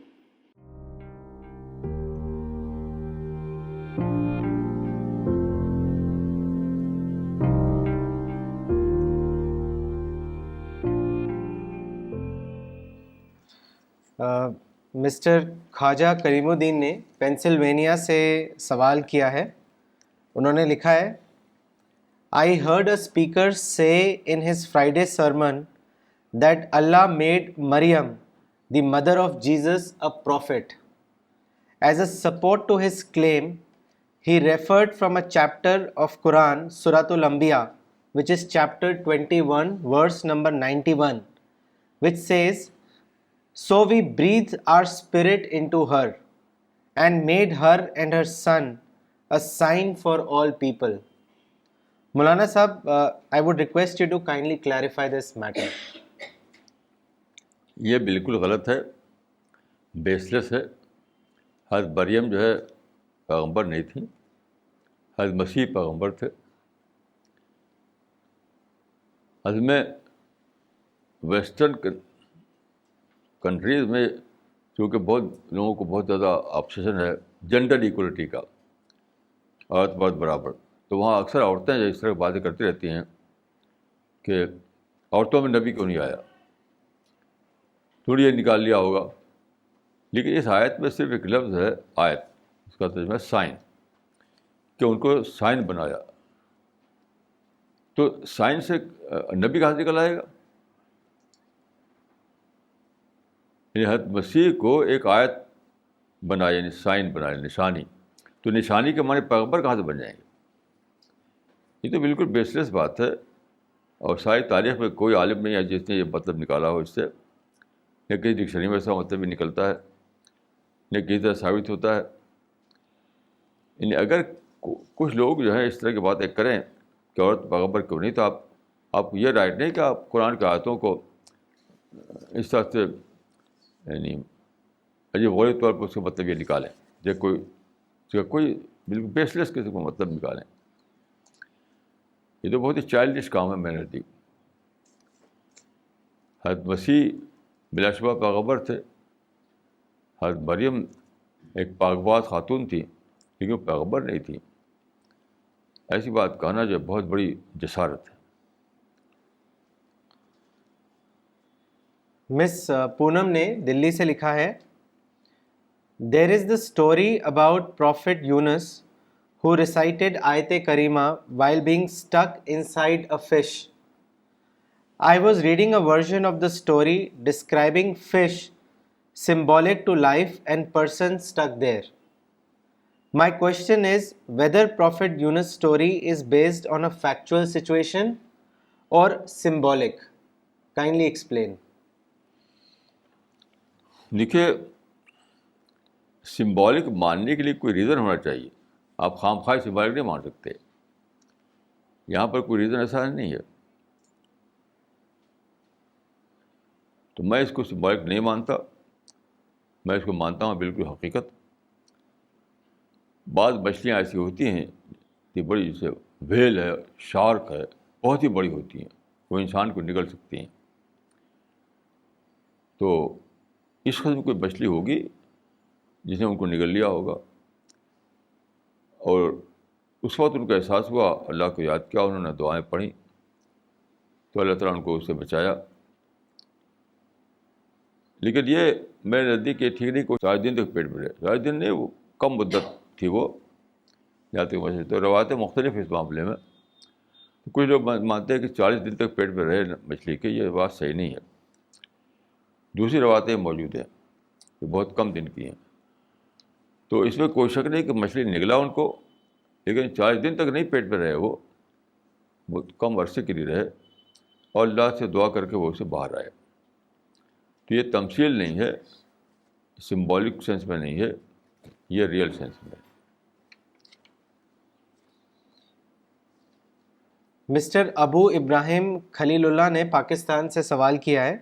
انہوں نے لکھا ہے عقیقہ کیا فرض ہے؟ پلیز قرآن اور سنت کی روشنی سے بتائیں. نہیں, فرض ہرگز نہیں ہے, ہرگز فرض نہیں ہے. یہ تو بس ایک اس معنی میں سنت بھی نہیں ہے جس معنی ہم سنت کے لفظ بولتے ہیں. بہت سے بہت آپ مستحب کر سکتے ہیں اس کو, اور مدینے میں چونکہ کھانے پینے کی قلت تھی تو وہاں پروموٹ کیا گیا کہ کسی موقع پر لوگ جو کوئی بات ہو تو لوگ کھلائیں پلائیں دوسروں کو، لوگوں کو موقع ملے، کیونکہ وہاں فاقہ ہوتا تھا اکثر. بلکہ بہر عقیقہ ہرگز فرض نہیں ہے، اور عقیقہ اگر نہ کریں آپ تو اس میں کوئی آپ گناہ نہیں ہے آپ کے اوپر. جو بڑے بڑے علماء ہیں اس کو ایسی مانتے ہیں، کوئی میں نئی بات نہیں کر رہا ہوں. مسٹر عامر بن یوسف نے کراچی سے سوال کیا ہے. انہوں نے لکھا ہے رمضان کو کس طرح ہم پلان کریں تاکہ اس کا اثر سارا سال ڈسکوری کے لیول پر رہے، اس کے بارے میں بتائیں. پہلی بات ہے کہ یہ سب پوچھ کر نہیں ہوتا، یہ سب باتیں پوچھ کر نہیں ہوتی، سوچ کر ہوتی ہیں. دیکھیے یہ پوچھنے کا مطلب کہ ہمارے پاس کوئی ٹیکنیکل طریقہ تو ہے نہیں، اس کا کوئی مینول نہیں ہوتا کہ ہم کوئی مینول بتا دیں آپ کو، اس طرح سے آپ کریں تو سال میں اس کا اثر رہے گا. اس ٹائپ کی چیز نہیں ہوتی ہے. یہ تو آپ خود سوچیں کہ آپ خود پلان کریں. اکثر لوگ چیزوں کو اس سینس میں لیتے ہیں جیسے کوئی مینول کا ہے، ایک روٹین ہے، اس کو کر لو تو یہ ہو جائے گا وہ ہو جائے گا. تو آپ کو خود سوچنا ہوگا. اور انشاءاللہ اگلے سنڈے کو میں انشاءاللہ رمضان کے بارے میں کچھ عرض کروں گا. ہو سکتا ہے اس میں آپ کو کچھ اس کا جواب مل جائے.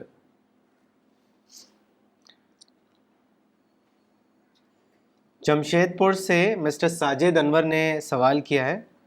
انہوں نے لکھا ہے مولانا صاحب what is pride and how we can save our selves from it. Pride pride PRIDE pride. حدیث میں اس کی تعریف آئی ہے. ایسا پوچھا گیا کبر کیا ہے؟ کبر مطلب پرائڈ. اور فرمایا کہ بطر الحق و غمت الناس، دو چیزیں. بطر الحق کا معنی ہوتا ہے حق کو جھڑک دینا، برش اسائڈ کرنا. یعنی حق پیش کیا جائے آپ کے سامنے تو آپ کہ چلو چلو ہم تم زیادہ جانتے ہیں، تو حق پیش کیا جائے آپ اس کو برش اسائڈ کر دیں. اور غمت الناس حقیر سمجھنا انسان کو. یہ دو علامتیں ہیں پرائڈ کی یا فخر کی، کبر کی، کہ حق پیش کیا گیا آپ کے سامنے اور آپ نے اس کو قبول نہیں کیا. جیسے میرے پاس ایک ٹیلیفون آیا ایک صاحب کا کہ آپ کے بارے میں کہا جاتا ہے کہ آپ فلاں دشمن اسلام طاقت کے ایجنٹ ہیں. تو میں نے کہا استغفر اللہ، جھوٹی بات ہے یہ. پھر بھی وہ بولتے رہے. وہ اگر وہ ڈرتے اللہ تعالیٰ سے چپ ہو جاتے وہ. تو ایک یہ ہے کہ آپ کو حق پیش کیا جائے تو آپ برش اسائڈ کریں تو آپ فخر کی نفسیات مبتلا ہیں. اگر آپ انسان کو حقیر سمجھیں آپ اپنے کو مقابلے میں، تو وہ فخر کی نفسیات مبتلا ہیں آپ. میں ایک واقعہ بتانا چاہوں گا اس موقع پر. تابعین کے زمانے کا ایک واقعہ ہے. ایک تابعی کے بارے میں مشہور ہوا ایک بات. تو دوسرا تابعی دور کے مقام پر رہتے تھے. انہوں نے وہ سنا تو وہ اونٹ پر بیٹھ کر گئے وہاں پر. تو انہوں نے پوچھا کہ آپ کے بارے میں سنا کہ آپ ایسا ایسا کہتے ہیں. یعنی ایک غلط بات ان سے مشہور ہو گئی تھی. تو غلط بات یہ تھی کہ قوم لوط جو فیل کرتی تھی اس فیل کے بارے میں کسی نے کہہ دیا، وہ کہتے ہیں کہ وہ تو مقدر تھا اس لیے کیا انہوں نے، جو ان کی غلطی کیا ہے تو مقدر تھا اس لیے کیا. ظاہر کہ ایک لغو بات ہے یہ. تو وہ اونٹ پر سوار ہو کر آئے اور ان سے پوچھا. ایک کا نام تھا طاؤس، ایک کا نام تھا ابن مربع. کہ آپ کا ایسا سنا ہے ہم نے. تو انہوں نے جانتے کیا کیا؟ یہ نہیں کہا کہ نہیں، یہ نہیں کہا انہوں نے. کہا استغفر اللہ. تو سننے والے نے کہا, کہنے والے نے کہا کہ ایسا ایسا آپ کے بارے میں کہا جاتا ہے کہ آپ کا یہ ماننا ہے. تو انہوں نے جواب نہیں دیا کہ میرا ماننا نہیں, یہ نہیں کہا انہوں نے, کہا استغفر اللہ. اور اس بات وہ آدمی چلا گیا, واپس چلا گیا. تو راوی سے پوچھا گیا حل یختصما, کیا دونوں میں کوئی آرگومنٹ ہوا؟ حل یختصما, آپ سے بحث ہوئی؟ تو اس نے کہا کہ نہیں, کچھ نہیں, استغفر اللہ کہا, اسے چلا گیا. آج ہم دیکھتے ہیں, خود میرا تجربہ ہے کہ میرے بارے میں چھوٹی بات ہے, بالکل چھوٹی بات ہے, مشہور آتی ہے, میں کہتا ہوں کہ بھائی جھوٹ ہے, تو پھر مانتا نہیں آدمی, پھر بھی وہ اپنا بحث جاری رکھتا ہے, پھر بحث جاری رکھتا ہے. تو یہ ہے ایمان کی پہچان. آنے والے نے کہا کہ آپ کے بارے میں ایسا تو کہا جاتا ہے, تو یہ نہیں کہا کہ غلط ہے, میرا یہ ماننا نہیں, صرف یہ کہا استغفر اللہ. وہ آدمی نے سنتے ہی مان لیا کہ ہاں یہ آدمی اس سے بری ہے, واپس چلا گیا. آج آپ تجربہ کر لیجیے, کوئی کسی کی زبان بند نہیں ہوتی, کی زبان بند نہیں ہوتی, وہ کچھ بھی کہتے رہیے. عجیب حال لوگوں کا ہے, لوگوں کو موت کا ڈر نہیں, اللہ کا ڈر نہیں, آخرت میں پیشی کا ڈر نہیں. ایسے دور میں ہم آپ جی رہے ہیں. مس نغمہ صدیقی نے دلی سے سوال کیا ہے. انہوں نے لکھا ہے, why is man not able to think of death, why is he not able to decondition himself.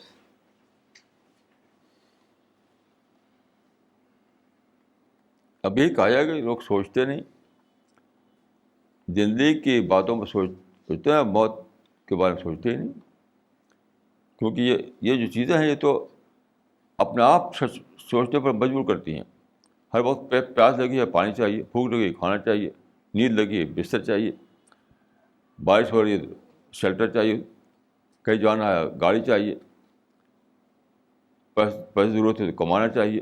یعنی زندگی کے تقاضے جو ہیں ہر وقت چھائے رہتے ہیں آپ کے اوپر. زندگی کے تقاضے چھائے, اسی میں سوچتے ہیں. اس سے الگ ہو کر سوچنا, ان تقاضوں سے باہر اگر سوچنا بہت مشکل کام ہے. اسی کا نام ہے ڈی کنڈیشننگ. اب غور کسی کے پاس بیٹھی چند دن, ہر وقت کیا ہوگا, ٹیلی فون آ رہا ہے, موبائل گھنٹی بج رہی ہے, تو اس کا دماغ بار بار اسی طرف جاتا رہتا ہے. کوئی موبائل والا اس کو بات تھوڑی یاد دلاتا ہے, اس کو یہ زندگی کی باتیں یاد دلاتا ہے, یہ جاب کی بات, بزنس کی بات, فیملی کی بات, یہ یاد دلاتا ہے. تو میں سمجھتا ہوں کہ اس کا سبب یہی مجھے سمجھ میں آتا ہے کہ بچپن سے لے کر ساری زندگی تک آدمی جو مسائل حیات ہیں, زندگی کے جو مسائل ہیں وہ چھائے رہتے ہیں اس کو, ہر وقت ایک کے بعد ہر ایک کے بعد. ایک بار میں ایک بڑے آفس میں گیا, وہ بہت بڑا آفس تھا, اس کا نام تھا ایکسپریس بلاک. اس آفس کا نام تھا ایکسپریس بلاک, بہت بڑی بلڈنگ تھی. تو جو ٹیلی فون بیٹھا ہوا تھا آدمی, تو بار بار ٹیلی فون آتا تھا, بار بار. جب اس کو اٹھاتا تھا وہ, اس سے بتا کہ ایکسپریس بلاک, کچھ اور کا فرصت نہیں ہوتا اس کو. یعنی اتنا ٹائم نہیں تھا کچھ اور بولے وہ, کہ میں ایکسپریس بلاک سے بول رہا ہوں, یہ نہیں ٹائم تھا اس کو. میں فلاں شخص ہوں, میرا نام مسٹر سو اینڈ سو ہے, میں ایکسپریس بلاک سے بول رہا ہوں, یہ نہیں اس کو موقع تھا. بس ایکسپریس بلاک, اتنا بزی ہے آدمی. تو اب یہ چاہیے کہ آدمی موت کو دیکھ کر باہر آئے. کسی کو موت کی خبر سنے تو سوچے کہ بھائی مجھے بھی ایسے بڑھ رہا ہے, پھر کہاں ٹائم رہے گا. تو سیلف تھنکنگ پیدا کرنا اصل ضرورت ہے کہ آدمی سیلف تھنکنگ پیدا کرے, اپنے بارے میں سوچنا, اور کوئی اس کا حل میری سمجھ میں نہیں آتا. ڈاکٹر مسلمہ صدیقی نے دلی سے لکھا ہے, حضرت محمد صلی اللہ علیہ وسلم نے کہا مجھے ایسا دین لے کر بھیجا گیا ہے جس کی راتیں بھی دن کی طرح روشن ہیں. اس کو آپ واضح کریں. دیکھیے اس میں ایک ہے دین, ایک ہے وہ آدمی جو پڑھ رہا ہے اس کو سن رہا ہے. تو جب تک آدمی سنسیئر نہ ہو وہ دین اس کو تاریکی رہے گا, روشن نہیں رہے گا اس کو. مطلب اس کا مطلب یہ ہے اس حدیث کا کہ جو آدمی سیریس ہو, جس کا اندر سنسیئرٹی ہو, جو سچ مچ سیکر ہو, جو سچ مچ بات کو جاننا چاہتا ہو, اس کے لیے کوئی ایمبیگوٹی نہیں ہے, فوراً سمجھ لے گا اس کو. کوئی ایمبیگوٹی نہیں, کوئی کنفیوژن نہیں. یہ مطلب ہے اس کا. یہ مطلب نہیں کہ چاہے آپ کتنے ہی کنفیوژن پڑے ہوئے ہوں وہ زبردستی دین آپ کو آ کر سمجھا دے گا. ایسا نہیں ہو سکتا ہے. جیسے ایک آئینہ ہے, کتنی اچھا آئینہ ہو, آپ آنکھیں بند کر دیجیے تو کچھ بھی نہیں دکھائی دے گا. بہت اچھا آئینہ, دنیا کا سب اچھا آئینہ, تب بھی آنکھ کھولنی پڑے گی. ایسی جو ہے دین بلا شبہ بہت ہی کھلا ہوا ہے, بہت ہی صاف ہے, اس میں بہت زیادہ کلیئرٹی ہے. لیکن جو آدمی ہے اس کو اپنے مائنڈ سے باعث کو نکالنا ہوگا, اپنے اندر سے انسینسٹی ختم کرنا ہو, انسینسٹی کو. نہیں تو کچھ بھی نہیں اس کو ملے گا. اس کو دن بھی رات کی طرح دکھائی دے گا. سنسیئرٹی مسٹ ہے. ایک مرتبہ میں نے ایک مضمون پڑھا تھا پلین ٹروتھ میں. پلین ٹروتھ کہتا تھا امریکہ سے, تو اس کا جو ایڈیٹر تھا آخری زمانے میں اس نے ایک آرٹیکل لکھا تھا, اس وقت شاید 80 سال ہو چکا تھا وہ. تو اس نے کہا تھا کہ اتنی لمبی میری عمر ہو چکی ہے اور میں بہت دنوں سے میں انسانوں سے ڈیل کر رہا ہوں, اور ہزار لوگوں سے میں نے ڈیل کیا ہے. تو اس نے کہا تھا کہ سب سے کم جو چیز میں نے پائی انسان میں وہ تھی سنسیئرٹی.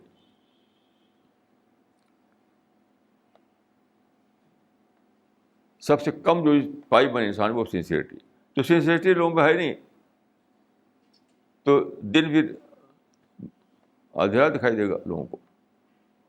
تو اصل چیز ہے آپ سنسیئر ہوں, آپ کے اندر بائس نہ ہو, آپ کے اندر ایز ٹی تھنکنگ ہو, آبجیکٹیوٹی ہو, تب دین فوراً سمجھ میں آ جائے گا.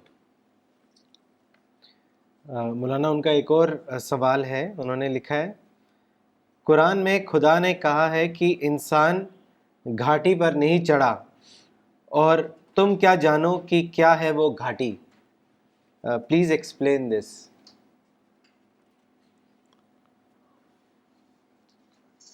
وہ وحدانہ نجدین فلقتہم العقبہ, یہ تمثیل کی زبان ہے. یہ بلندی, یہاں پر بلندی مراد ہے, بلندی, نجد مانے بلندی, بلندی پر نہیں چڑھا. تو اس میں ہے کہ اللہ تعالیٰ نے انسان کو صراط مستقیم دکھائی, لیکن صراط مستقیم میں اس کو اپنے خواہش کو کچلنا تھا, اپنے تھنکنگ کو موڑ کر صحیح رخ پر لانا تھا, اپنے مائنڈ کو نکالنا تھا ہر نیگیٹو تھاٹ کے ساتھ. تو یہ نہیں کر پایا وہ. اسے بلندی پہ چڑھنے سے کہا گیا, تعبیر کیا گیا ہے. تو کیا ہوا کہ راستہ دکھایا اللہ تعالیٰ نے, لیکن وہ پڑھا رہا, اسی پہ پڑھا رہا. پھر وہ اپنے باعث کی وجہ سے, اپنے غلط سوچ کی وجہ سے, اپنے مائنڈ کو ڈیکنڈیشن نہ کرنے کی وجہ سے. یہ مطلب ہے اس کا. اس کے لیے ہم نے تذکر القرآن میں جو ہم نے لکھا ہے اس کو آپ پڑھ لیجیے.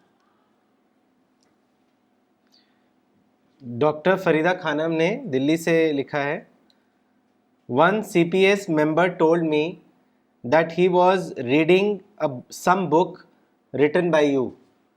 When a friend of his saw him reading the book, he forbade him to do so, as these books were designed to distance away from Islam. What would be your comment? دیکھیے یہ تو بہت آسان ہے سمجھنا, کیونکہ ہمارا جو لٹریچر ہے ہزار لوگوں نے پڑھا ہے, شاید دنیا میں پڑھا گیا ہے. میں تو امریکہ میں وہاں جو اسٹال لگایا گیا تھا وہاں پر بہت بڑا ایک بازار تھا, دنیا مختلف ملکوں کے لوگ آئے ہوئے تھے وہاں. جب میں بیٹھتا تھا آ کر کے تو کوئی نہ کوئی مجھے پہچان لیتا تھا. ہر ایک میں اس کو نہیں جانتا تھا اس کو. تو بے شمار لوگوں نے پڑھا ہے. آپ کسی بھی ایک انسان کو پکڑیے, یہیں پر لوگ بہت سارے بیٹھے ہوئے ہیں, اس سے پوچھے کیا تم نے اس لیڈر کو پڑھا ہے؟ جب وہ کہے کہ ہاں, تو پھر اس سے پوچھے کہ پڑھنے سے پہلے تم کیسے تھے, پڑھنے کے بعد کیسے ہوئے تم؟ بہت آسان ہے. ہر شہر میں, ہر بستی میں, ہر ملک میں, ہر مقام پر ایسے آدمی مل جائیں گے جو کہیں کہ ہم نے پڑھا ہے اس لٹریچر کو. تو وہ کیا کہتا ہے؟ یہ تو جھوٹا دعویٰ ہے نا کہ ہماری کتاب پڑھنے سے اسلام سے دور ہوتا ہے آدمی. تو دور ہونے کو بتاؤ, اس کا نام بتاؤ جو دور ہو گیا ہے. جو دور ہو گیا. ایک صاحب میرے پاس آئے ہی دلی میں, ان کا کہ آپ کتاب جو ہے وہ تو اخبار کی طرح ہوتا ہے, آپ کی رسالہ اس میں قرآن حدیث کی بات ہوتی نہیں ہے, کچھ قصے کہانی آپ نقل کرتے ہیں, یورپ امریکہ کے قصے, ادھر ادھر کے قصے, قرآن حدیث نہیں ہوتا. تو میں نے کہا اچھا ٹھیک ہے بیٹھیے. تو میں نے کہا اس مہینے کا پرچہ جو ہے میرے پاس تھا. میں نے کہا دیکھیے کس مہینے کا پرچہ کا ہے؟ اسی مہینے کا ہے جو آپ جس میں آپ بات کر رہے ہیں. کہا اچھا الٹیے, اس کا ورق الٹیے. ایک ایک پرچے میں کوئی یا تو آیت تھی یا حدیث تھی, آیت تھی حدیث تھی. لیکن صحابی کا وہ تھا. میں نے کہا کہاں ہے وہ رسالہ جس میں کہ آپ بتا رہے ہیں کہ اس میں یورپ امریکہ سے کہانی ہوتی ہے؟ وہ کہاں ہے وہ پرچہ کہاں ہے؟ وہ آپ لائیے, اگر آپ کے پاس وہ دکھائیے. میں دکھا رہا ہوں تو آپ دکھا دیجیے. تو لوگ ایسے ہوائی باتیں کرتے ہیں بلا دلیل دیے ہوئے. تو جب بھی کوئی میں لوگوں سے کہا کرتا ہوں فوراً مثال پوچھے اس سے کہ فلاں آدمی جس کا نام مسٹر سو اینڈ سو ہے, اس نے آپ کی کتابیں پڑھی اور دین سے دور ہو گیا. اس کا نام بتائیے. اگر کوئی بھی آدمی نہیں, شاید دنیا میں ایک آدمی ایسا نہیں ملے گا آپ کو. ہر آدمی یہ کہے گا کہ یہ تینوں کو پڑھ کر کے میں عبادت کرنے والا بن گیا, اس کو پڑھ کر کے میرے اندر پازیٹیو تھنکنگ آئی, اس کو پڑھ کر کے میرے اندر نفرت ختم ہو گئی, پڑھ کر کے میرے اندر سے لڑائی جھگڑا ختم ہو گیا, اس کو پڑھ کر میں آخرت سے ڈرنے لگا, اس کو پڑھ کر کے میں جنت کا حریث بن گیا. یہ کہے گا, ہر آدمی یہ کہے گا. تو فرضی کیوں؟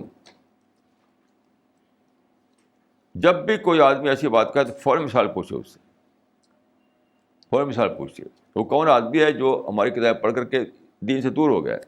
تو جھوٹی بات ہے بالکل. لوگ عادی ہیں. دیکھیے دو فرق نہیں کرتے ایک ایک ایک ایک اسٹیٹمنٹ میں اور ایک ریزن, ایک سمپل اسٹیٹمنٹ میں اور ریزن اسٹیٹمنٹ میں. ایک سمپل اسٹیٹمنٹ, ایک ریزن اسٹیٹمنٹ.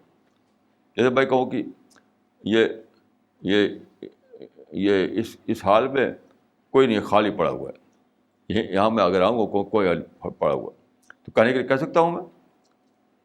لیکن اگر رالی کو ریزن سے دیکھ رہا ہو تو کہیں گے سارے لوگ بیٹھے ہوئے, سب کو سر دکھائی دے رہے لوگوں کے.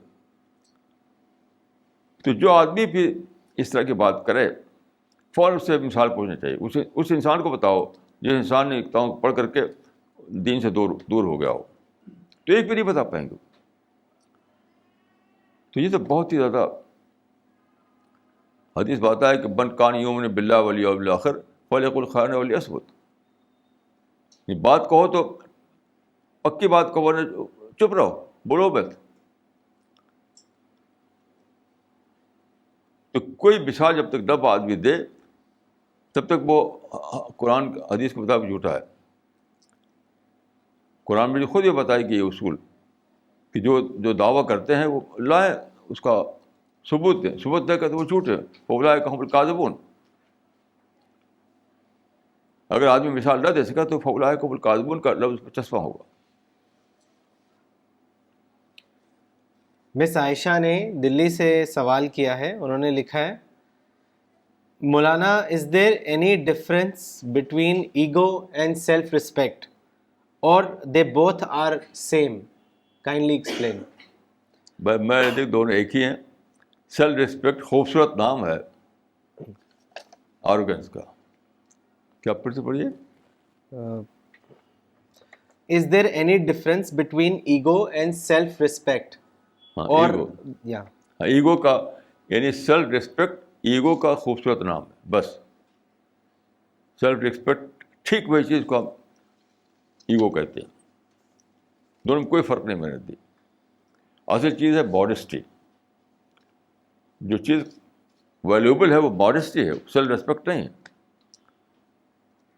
Self respect is only the other name of ego. میں دونوں میں فرق نہیں مانتا ہوں.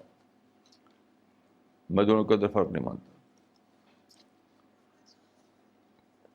مس ستوتی ملہوترا نے دلی سے سوال کیا ہے. انہوں نے لکھا ہے how can thinking of death much help us to become better dies.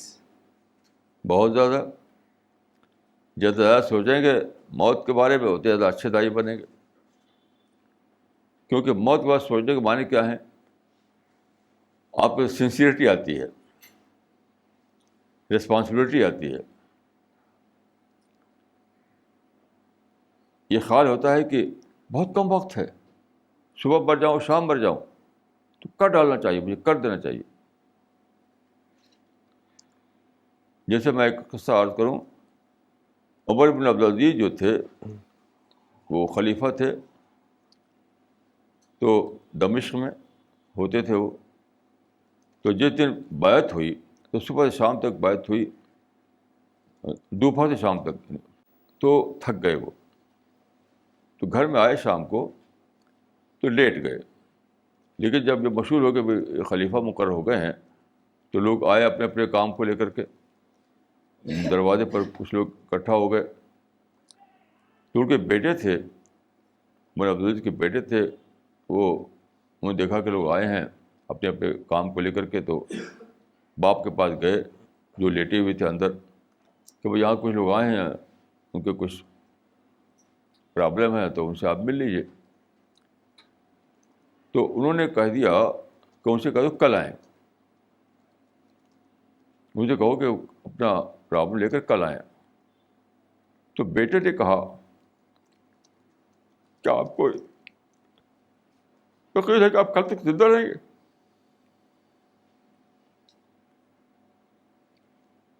ان کے بیٹے نے کہا کہ آپ کو یقین ہے کہ آپ کل تک زندہ رہیں گے؟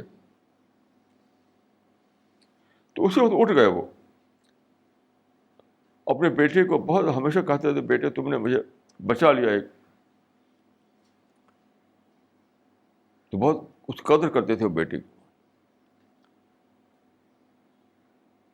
تو انہوں نے جب خلیفہ ہو گئے تو آپ پہ ذمہ داری پڑ گئی، آپ کو سننا ہے لوگوں کی. تو اس نے کہا کہ آپ یقین ہے کہ آپ کل تک زندہ رہیں گے. تو یہ دائی کا حال یہ ہو جاتا ہے کہ آج میں اگر ذمہ داری پوری نہ کر پاؤں تو کل کیا میری موت آ چکی ہو. تو موت کا احساس آپ کو ارجنسی کا پیدا کرتا ہے. ارجنسی کا مزاج پیدا کرتا ہے، فون کر ڈالنے کا. کچھ نہیں پتا کہ کل کیا ہوگا، کل کیا ہوگا. تو بہت زیادہ اہم بات ہے کہ آدمی دائی کو ہمیشہ اپنی موت کو یاد رکھنا چاہیے. مولانا ذکوان ندوی نے دلی سے سوال کیا ہے. انہوں نے لکھا ہے قرآن میں بتایا گیا ہے چیپٹر 2 میں کہ اہل ایمان پر جب کوئی مصیبت آتی ہے تو وہ کہتے ہیں انا للہ. اس آیت کا مفہوم واضح فرمائیں.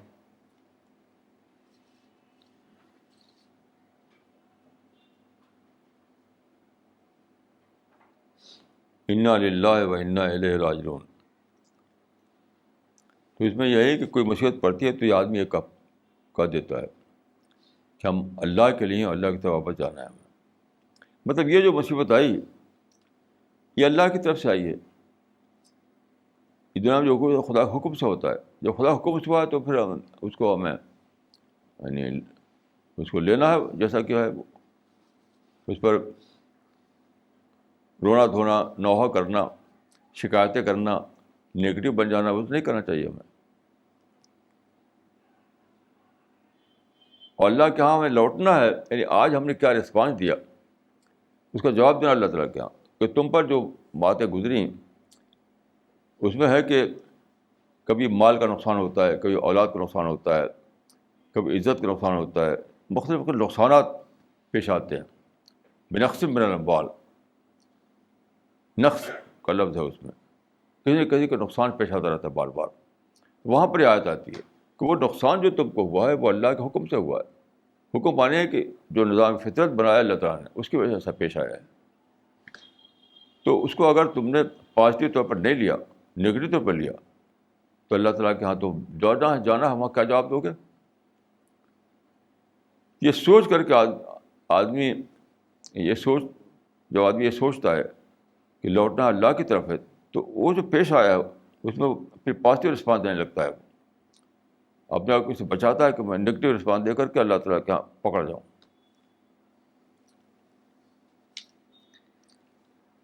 مولانا شارق حسین نے دلی سے لکھا ہے، حدیث اکثر ذکر حازم اللذات میں اللذات سے کیا مراد ہے؟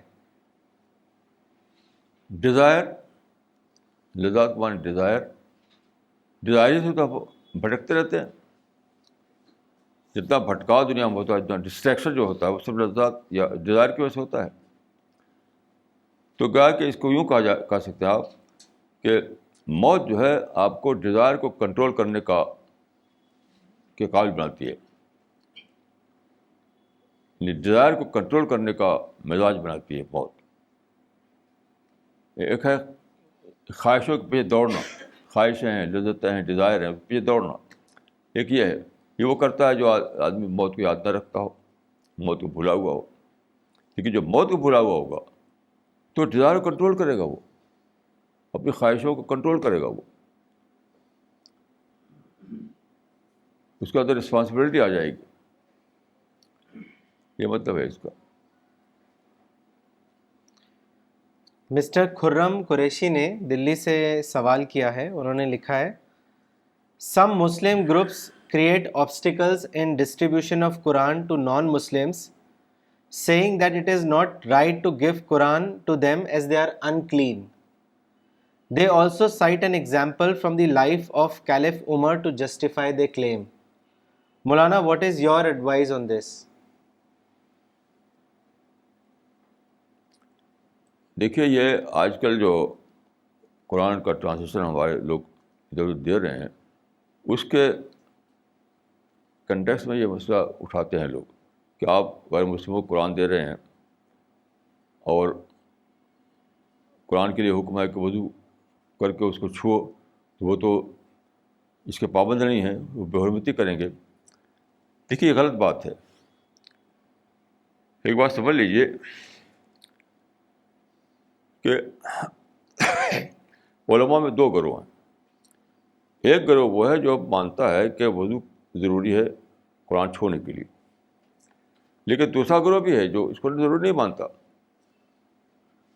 دونوں گروہ میں ایک مضمون چھپا ابھی ہمارا رسالہ میں، جولائی میں چھپا ہے، ابھی جولائی میں. تو یہ ماننا یہ غلط ہوگا، یہ ماننا کہ سارے علماء یہ کہتے ہیں. علماء میں دو گروہ ہیں. ایک وہ ہے جو کہتے ہیں کہ وضو ضروری ہے، لیکن جس آیت سے نکالتے ہیں وہ، تو دوسرے علماء کہتے ہیں اس آیت سے نکلتا نہیں ہے. دوسری بات یہ ہے، ایک پہلو یہ. دوسرا بات یہ ہے کہ علماء کا جو مسلک ہے وہ صرف ٹیکسٹ کے بارے میں ہے، ترجمے کے بارے میں نہیں ہے. یہ تو نیا شوشہ نکالا لوگوں نے، یہ نیا شوشہ نکالا ہے. یعنی باوضو چھونا یا پڑھنا ٹیکسٹ کے لیے ہے، اس ترجمے کے لیے نہیں ہے. یہ تو بالکل ہی غلط مسئلہ نکال رکھا لوگوں نے، اس کا علماء سے کوئی تعلق ہی نہیں. جو مسلک علماء جو ہے، مسلک علماء کے بارے میں سمجھ لیجیے کہ ایک طبقہ کہتا ہے کہ وضو ضروری ہے قرآن چھونے کے لیے، یعنی عربی قرآن چھونے کے لیے. دوسرا طبقہ کہتا ہے کہ نہیں، ضروری نہیں ہے، وہ بغیر وضو بھی چھو سکتے ہیں آپ. لیکن جہاں تک ترجمے کی بات ہے، صرف ترجمہ بغیر وداؤٹ ٹیکسٹ، اس میں تو کوئی اختلاف ہی نہیں ہے. کوئی عالم نہیں کہتا ہے، اس میں کوئی فتویٰ نہیں ہے کہ اس کو بھی وضو کے بغیر نہیں چھو سکتے آپ. یہ بہت بڑا کنفیوژن ہے. اس میں ایک بات یہ عرض کر دوں کہ لوگ اس میں ایک کنفیوژن اس لیے آیا ہے کہ لوگ اس کو اس پر قیاس کرتے ہیں، بائبل پر. دیکھیے بائبل میں جو ترجمہ ہوتا ہے اس کو کہتے ہیں آتھینٹک ورژن. قرآن کا ترجمہ آتھینٹک ورژن نہیں ہوتا ہے. یہ بہت بڑی غلط فہمی لوگوں کو شاید اس لیے پیدا ہوئی ہے. بائبل کا جو ترجمہ ہے وہ اس کا ٹیکسٹ دونوں ایک ہے ان کے نزدیک، ان کے عقیدے کے مطابق ایک ہی درجہ دونوں کا ہے، کیونکہ اس کو وہ آتھینٹک ورژن مانتے ہیں. ان کا ترجمہ ایسا نہیں ہوتا جیسے کہ کسی نے ترجمہ کر دیا. ان کا ترجمہ ہوتا ہے کہ باقاعدہ ان کا جو پوپ ہے اس کی طرف سے ایک بورڈ بنایا جاتا ہے، وہ بورڈ ترجمہ کرتا ہے، پھر وہ اتھرائز کرتے ہیں. اس کو اتھرائزڈ ورژن کہتے ہیں، یا آتھینٹک ورژن یا اتھرائزڈ ورژن. تو ہمارا اتھرائزڈ ورژن کا کانسیپٹ ہمارے اسلام میں ہے نہیں. اسلام میں کوئی بھی ترجمہ اتھرائزڈ ورژن کی حیثیت نہیں رکھتا. ایک آدمی کا ترجمہ ہے بس وہ. تو اس سے کمپیئر کر کے لوگ سمجھ لیتے ہیں کہ جس طرح سے وہاں اتھرائزڈ ورژن ہوتے ہیں ایسے یہاں بھی اتھرائزڈ ورژن ہے. ایسا نہیں ہے. یہ صرف ترجمہ ہے ایک آدمی کا، یعنی مستند ترجمہ نہیں ہے، اتھرائزڈ ورژن نہیں ہے وہ. تو یہ اس کنفیوژن کی وجہ سے مسئلہ پیدا کیا لوگوں نے. ورنہ جو ہمارے یہاں جو انگلش ترجمہ جو بانٹا جا رہا ہے ادھر ادھر جو ڈسٹریبیوٹ کیا جا رہا تھا اس میں کوئی اختلاف کی بات نہیں ہے. کوئی اس میں کوئی مسلک کا اختلاف نہیں ہے، کچھ بھی نہیں، کسی کا نہیں ہے. اس عوام میں ایسی باتیں پھیلائی گئی خام خواہ کے لیے. مسٹر روی مودی نے دلی سے لکھا ہے، decisions taken by the mind are known to be more correct than taken from heart. But what about decisions which have to be taken regarding matters of the heart, where the mind does not have control over the heart? Please give your advice.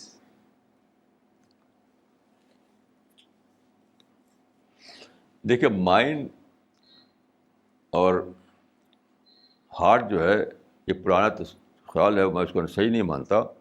لوگ سمجھتے ہیں کہ heart جو ہے وہ emotions کا مرکز ہے اور مائنڈ جو ہے وہ تھنکنگ کا مرکز ہے. یہ میں نہیں مانتا ہے اس کو. ہارٹ جو ہے وہ صرف سرکولیشن آف بلڈ کا ذریعہ ہے، بس اور کچھ نہیں ہے. باقی جو جتنی چیزیں ہیں وہ سب مائنڈ میں ہوتی ہیں. یعنی ایموشنز بھی مائنڈ میں ہے اور تھنکنگ بھی مائنڈ میں ہے، دونوں تعلق مائنڈ سے ہے. اسی کی فیکلٹی وہ بھی ہے دونوں. تو مائنڈ ہی کبھی ایموشن سے وہ کہ پریشر میں جاتا ہے تو صحیح ڈیسیژن نہیں لے پاتا. وہی مائنڈ ہے کبھی باعث ہو جاتا ہے، کبھی غصے میں آ جاتا ہے تو وہ غلط فیصلہ لے لیتا ہے. تو دونوں فنکشن مائنڈ ہی کے ہیں. یہ نہیں کہ ایک ہارٹ کا ہے ایک مائنڈ کا، ایسا نہیں. اس پر ہم نے لکھا ہے اپنے میگزین میں، کافی کوئی پڑھ سکتا ہے اس کو. مسٹر وکرم اروڑا نے دلی سے لکھا ہے، It has been said that an enlightened soul like a guru is indifferent to materialistic comfort, but such enlightened souls have lots of followers who make them feel at ease and they needn't bother about anything. The ground reality comes when they have to confront the adversities of life like a common man.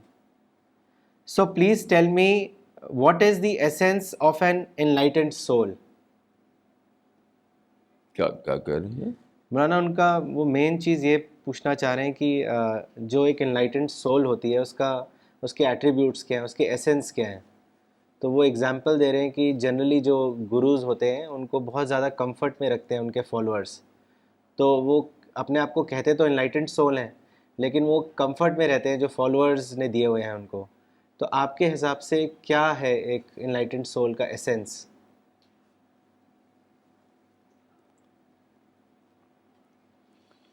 Enlightened civil کو گرو relate کر رہے ہیں، دونوں کو ایک بنا رہے ہیں کیا؟ یہ ایسا لگ رہا ہے مولانا کہ ایسا کر رہے ہیں. ہاں دیکھیے انلائٹنڈ سول الگ چیز ہے، گرو کا معاملہ الگ چیز ہے. سمجھے آپ؟ انلائٹنڈ سول کون ہے؟ اس کا تعلق تھنکنگ سے ہے. باقی یہ سب کمفرٹ والی چیزیں جو ہے اس سے نہیں ہے.